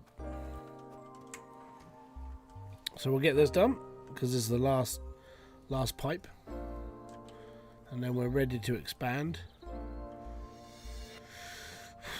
10 drills should that should do it quite well But if the thing in my head's working alright, 10 drills on for like an hour should get me around like a decent amount of money. Turn it into a sword with a bit of cloutium in there as well. We should be alright.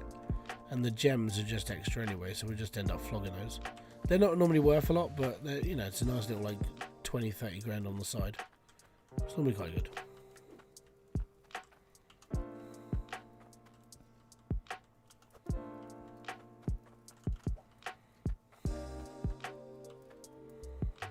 But it is any means necessary to get the money, so I'm going for it.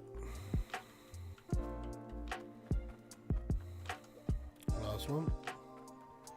Stick this in for now. It's all okay. Right, next we need this, because this is going to take over from the one on the other side of here.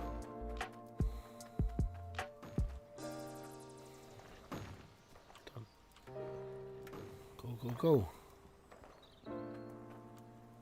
So big, and we got a onyx. Get in.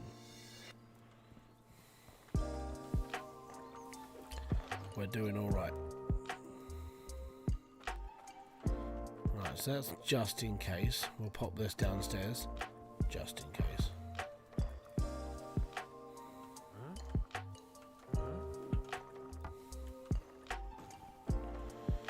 Right, now we need to use the pipes for the central conveyor belt. We don't need a lot. I think I overbought, maybe.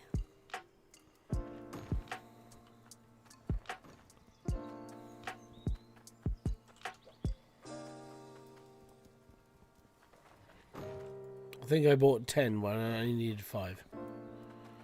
Peter Paulson, how you doing, buddy? Oh no, I'm stuck. No, I'm not, I'm fine. Yep. We're racking cash now. Just waiting for the expansion. Not real. The game's not getting expansion, it's just me. Game's done. Finished. Completed. No more.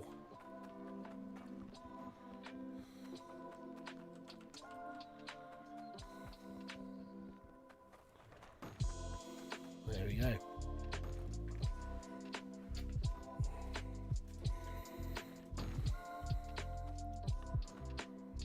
So 1, 2, 3, 4, 5.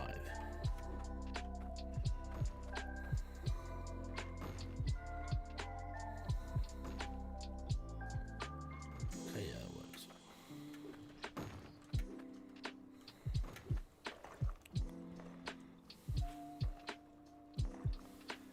All right. Do you think there will be a sequel to Hydroneer? No. Why would there be?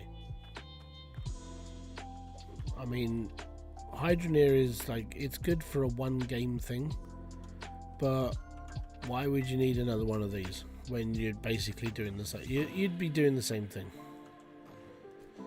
And no, I don't think there's not even much point in having a sequel.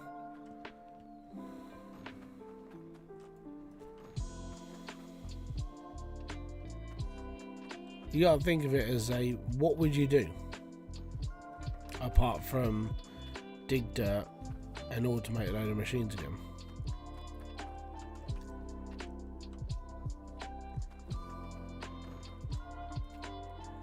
Not much point really, is there?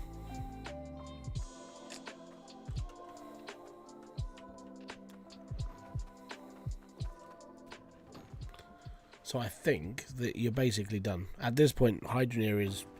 this is it. There's nothing else.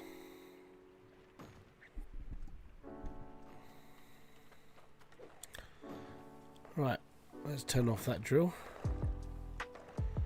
Let's turn off those drills, and we'll see where we're at.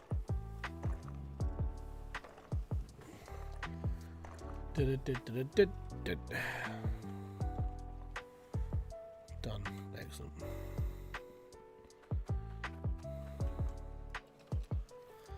Hydroneer got rather old very fast in my opinion. Yeah, that's the thing that I would say killed the game. Me personally, I would completely I'd go with that as a thing. And the reason for it is because there's not really a lot to it. I mean, if you want to build big, you can build big, you're fine. If you want to do something else, then you can go off and do something else. But once you've got to the limits of your computer and you've done everything else, you are sitting there for a while just going, is there much point in me playing? Now, the difference being is, for me, yes there was, because I ran tutorial content, which is fine. But for all the people that came onto it, played the game, got confused by the game and so on and so forth, those people only ever played it for like 100 hours and then they were done. They didn't really want or need to do anything else. They were completely fine. So yeah, Hydroneer has a lifespan. I would say that for, if a brand new player came onto this game, they're looking at about 100 hours roughly. It's not going to be a lot, but 100 hours nonetheless. So I would say that's okay for a game. That's a good lifespan. For the people who've been playing this since 1.0, like myself, or any of the old school group, I would say that's where the people who played for the longest. The people that followed the game from start to where it is now. I would say that was your core audience. Yeah. But apart from that, I would honestly say that for most people, the game probably gets boring at about the 100 hour mark, because you want to go through the base game as well. You want to go through Volcalidus. If you spend 50 hours on each part of the game, that's basically done.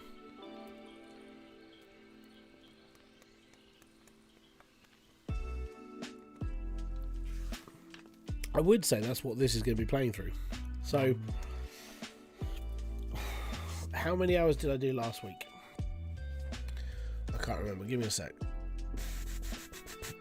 YouTube. I need to find my last stream.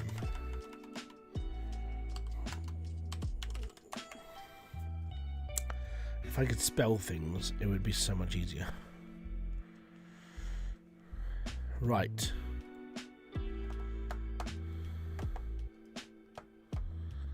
View my channel.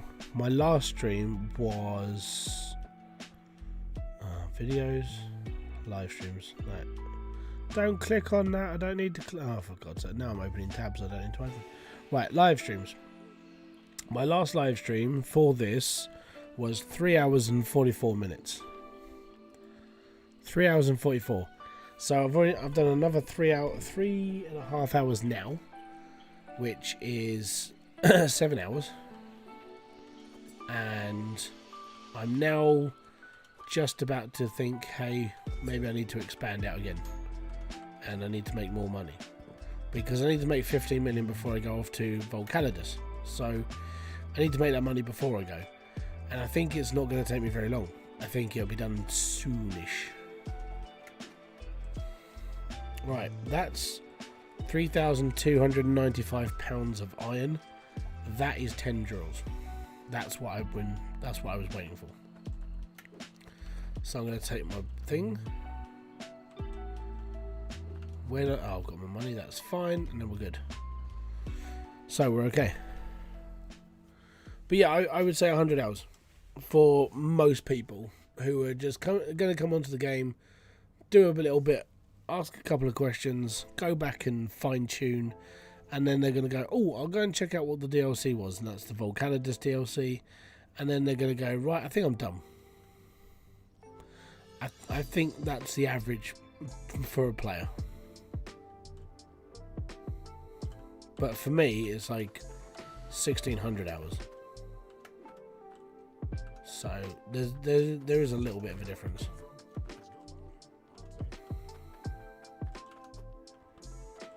Yeah, there's 55,000.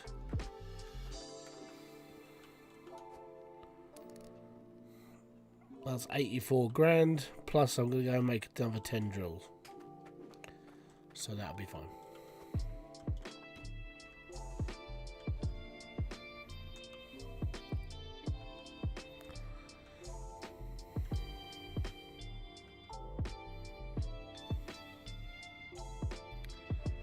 I think I might do my final review.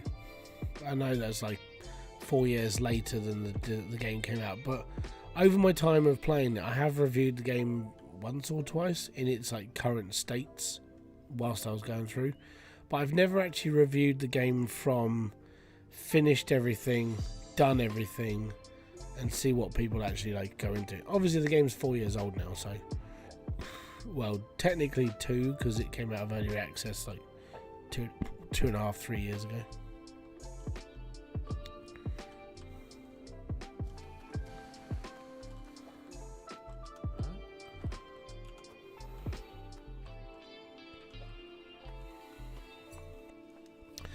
I played it a lot during my job as a security guard during COVID.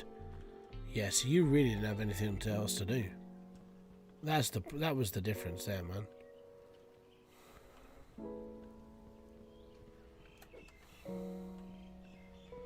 I've already said that COVID screwed the world over. Like I would say that a lot of the underlying issues that are currently happening right now in the world are due to COVID. It's just people keep trying to make different excuses. So my excuse for COVID is like the downfall of like a social structure where we're having trouble like actually having conversations with people. Everyone just enjoys shouting at each other and saying they're wrong. I feel that a lot of people are just afraid of people now for no reason, but because of COVID it turned everybody into a paranoid monster. I would also feel that some of the people who were left-leaning in their politics, I would say they're further left now because of the lockdowns. Because some people don't remember right, so they think it was a good thing when we went through psychological trauma. Like for me, 2 years inside with my kids, I know I'm not right. It was not a great thing to happen. I feel like I've struggled this year more with like half term. Well, not half term, some holidays. I feel like I've struggled more with it because,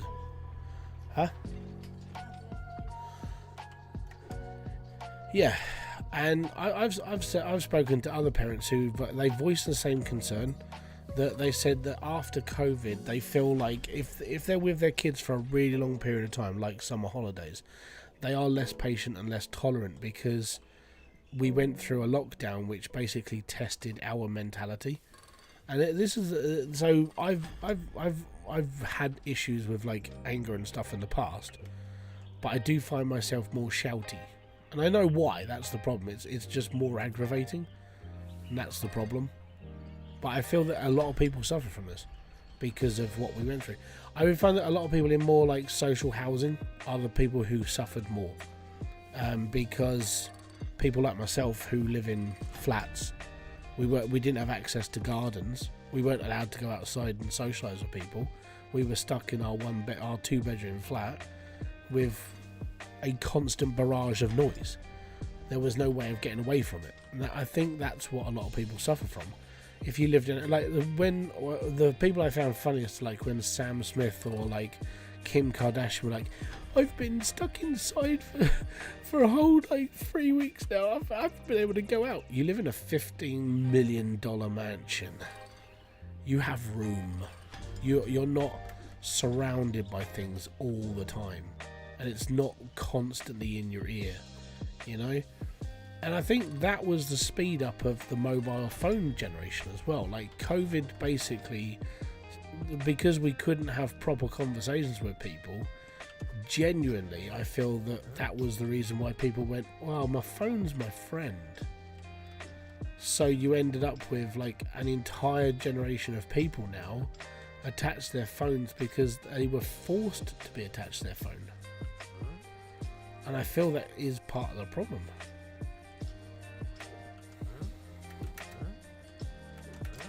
Oh, you got rid of it. Damn it, I'll just wheel it up, it's fine. So yeah, I genuinely feel COVID is... Me personally, I feel that it's a reason why a lot of our social like structure went down a bit. Stay there, mate. Stay there, mate. Because you're... What's that, mate? Gary? Yeah. Can you take him back and put him under his blanket? Yeah, of course. Yeah? Do you want to get a drinky? There's don't know. Is there a bottle under the table, under the sofa? I don't know. Let me get you one. I must have paid. Oh.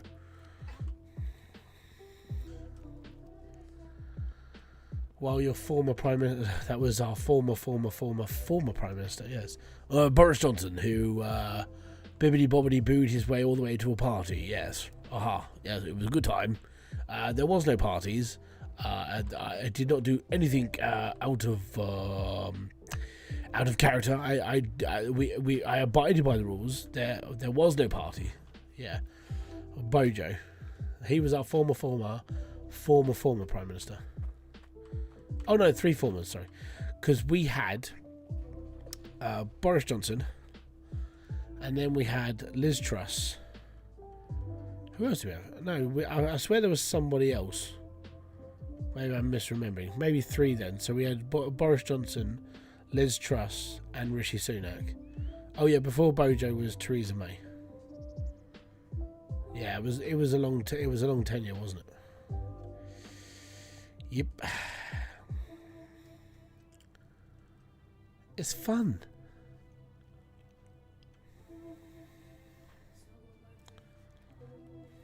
And even now, right, Liz Truss gets the piss taken out of her because of the lettuce.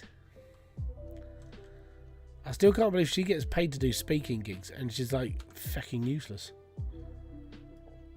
Tis a joke. An absolute joke.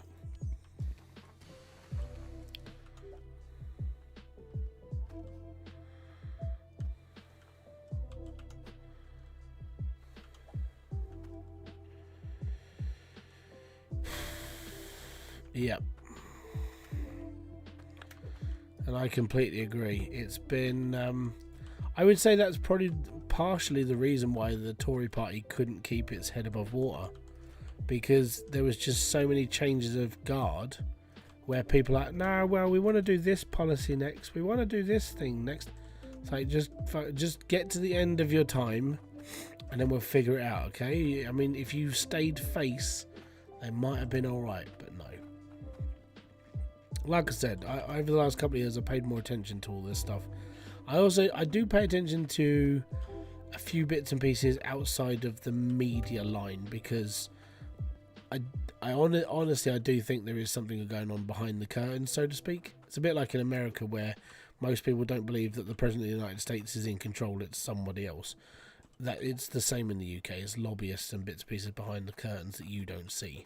That's why a Prime Minister gets paid so much fucking money.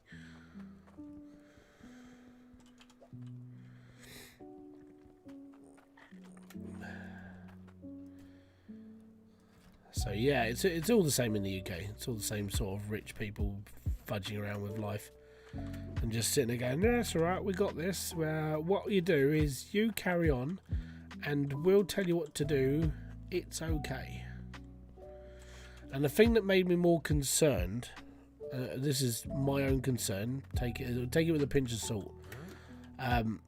Keir Starmer was asked, Westminster, to sort out issues, would you go Westminster or Davos? And Davos is the World Economic Forum's conference every year. And he said Davos, which means he's more in line with the more globalist point of views. And I'm like, that doesn't bode well. Especially with people like Klaus Schwab, who was in control of that shit for so long. Yeah. The ideas they come up with, some of them are good, some of them are really bad. That's where the saying, you'll have nothing and be happy, that's where it comes from.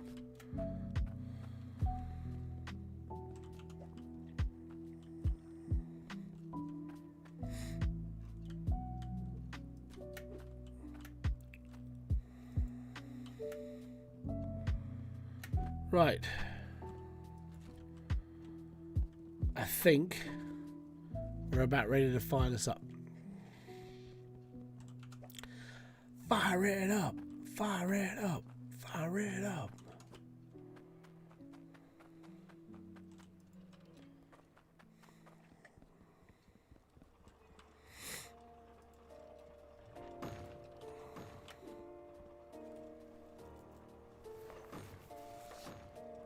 All good.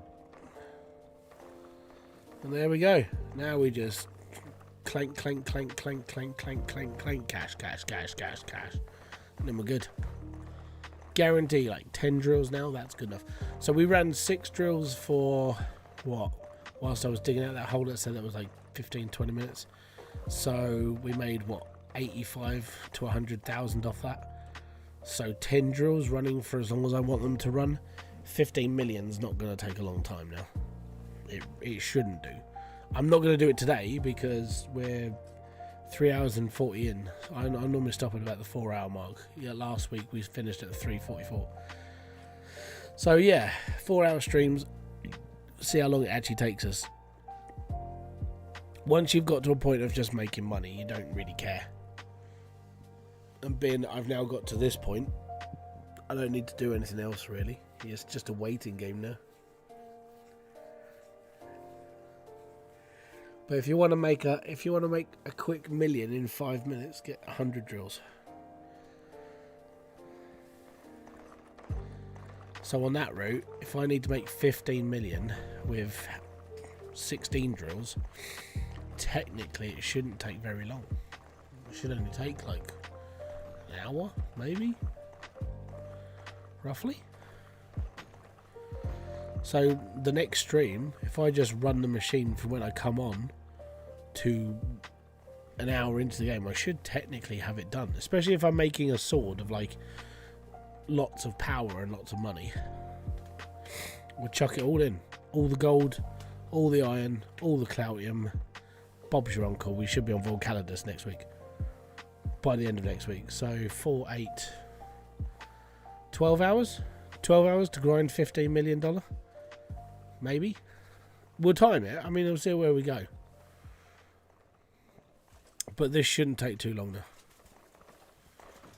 This should just be it.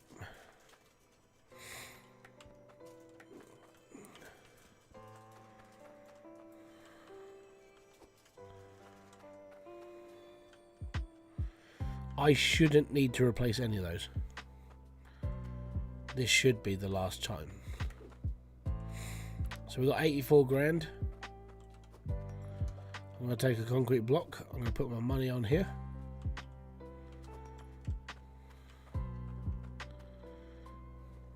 And then we're just going to wait. That's it. This will be the slowest boring part. Because it's now just waiting game. So if you've got any questions or bits and pieces, let me know now. Because I'm going to be coming off real soon.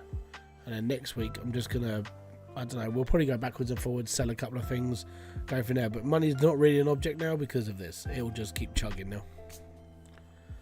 But yeah, it's all good. So I don't mind what you're asking question. You can ask a question asked from me. You can ask about the game. You can ask about anything. And I'll try and answer as honestly and as truthfully as possible to my own ability. Because that's all I can do.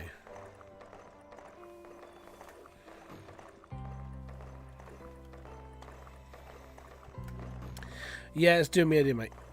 I know.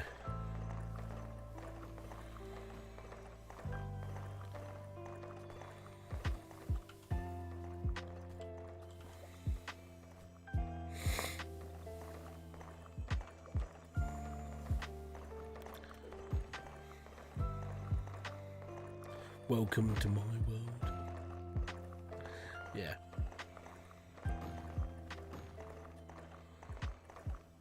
The reason why it doesn't really, this gets me. So the reason why it doesn't really bother me that thing was just off is because this is temporary. I'm not doing this as a permanent thing. Like, as soon as I've got the money, I go off to Volcalidus. This doesn't exist to me anymore. I'm done. So I go to Volcalidus, I get my 100 mil, and then I am completely finished. When it comes to a build like I've done, like if you go back and check out my final build for like the season I did on Volcalidus, that thing was, there was not a thing out of place.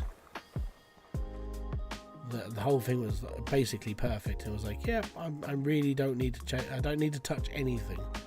But when it comes to this, I don't care if it's a little bit off because it's not permanent. It's not going to be in my repertoire of things I enjoy doing. Yeah.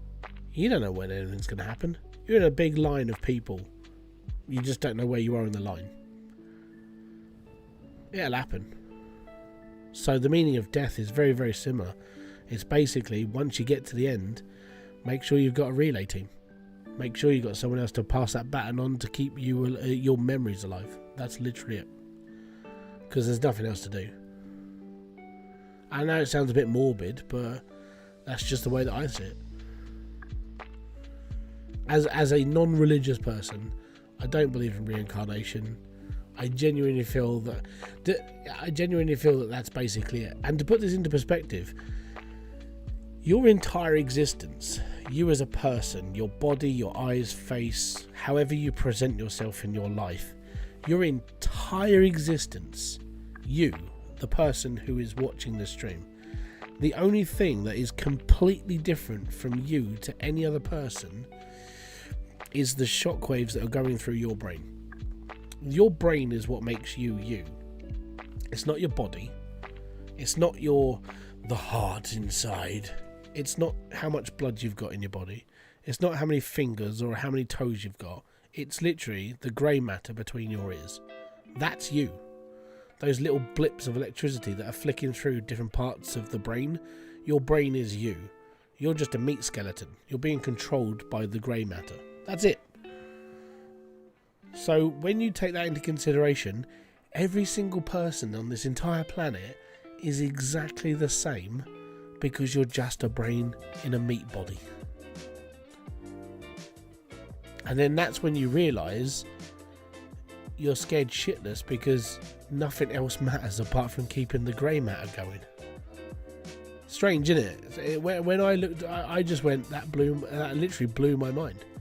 Because you are not you apart from that. If that stops, you stop. So that's you. Again, that's how I see the world. It's all fun and games.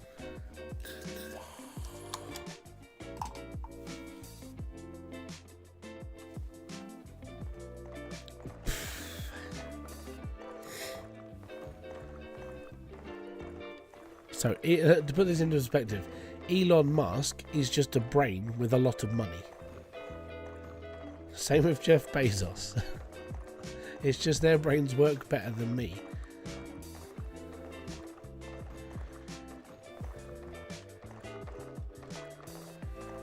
And when you buy clothes, you're buying clothes for your meat skeleton. It's armour. Yeah, see? It's all weird.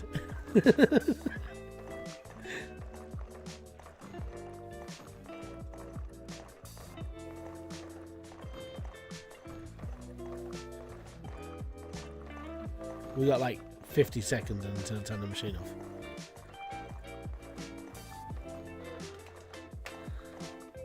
I know I'm a strange person, but that's just how I see the world.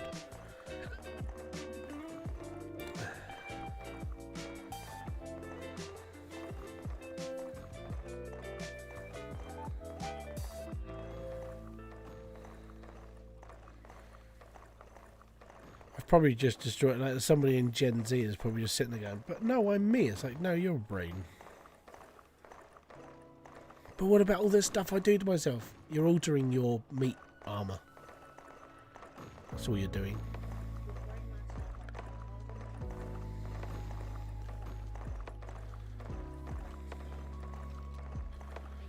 Meat cosmetics, exactly.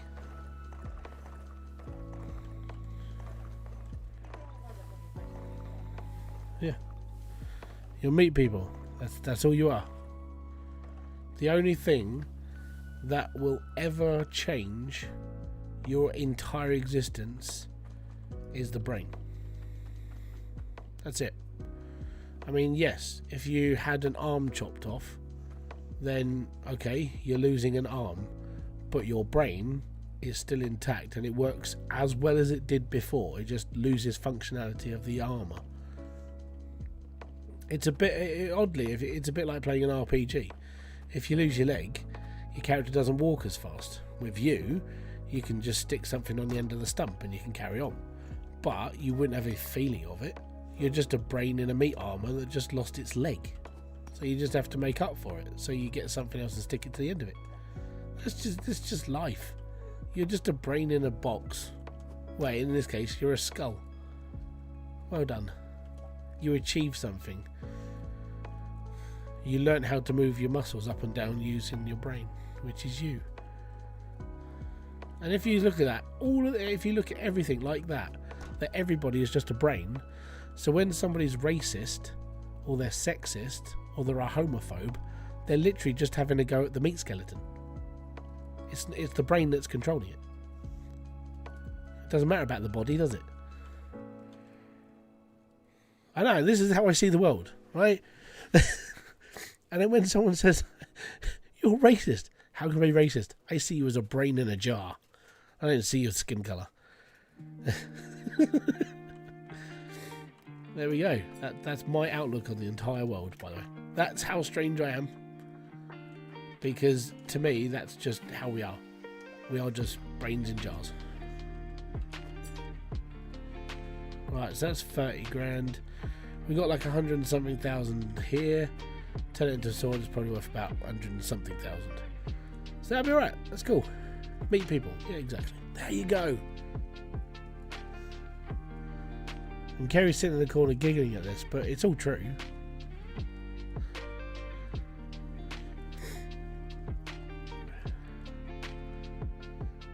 Just think of it as a little bit more mechanic than like organic. So your blood is hydraulic fuel. So when you get stabbed and it leaks out, that's why your body stops working. Because there's nothing left in it to keep it moving, so your brain dries up. That's it. End of life. But your life is your grey matter floating around your skull. Like CPUs inside a motherboard. Yeah, but you can't upgrade the motherboard. So you're stuck on like AM4. And the only way to upgrade would be to exist with technology. So this is why people are looking into like preserving their consciousness into AI. Because then you can technically live forever. Because your brain may stop, but your electrodes that are doshing around on a bit of computer software, technically that's you going around that computer. Tell me where I'm wrong. All you are is a signal of electrics flicking around in a grey matter brain. It's depressing when you think about it. But at the same time, it does give you an outlook of life. So that's how I see the world. I see my kids as my kids, but they are just floating brains.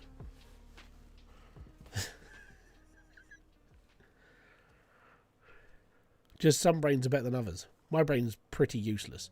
Me, as a brain, I'm just a floating ball of mess.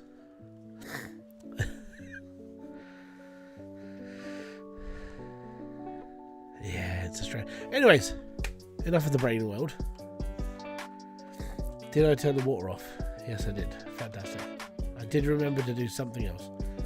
Anyways, guys, hopefully you stick around for the next live stream. I don't know if you will. We can have this conversation again. It's fine. For all those brains who can't remember what we spoke about, it's fine. It's all good.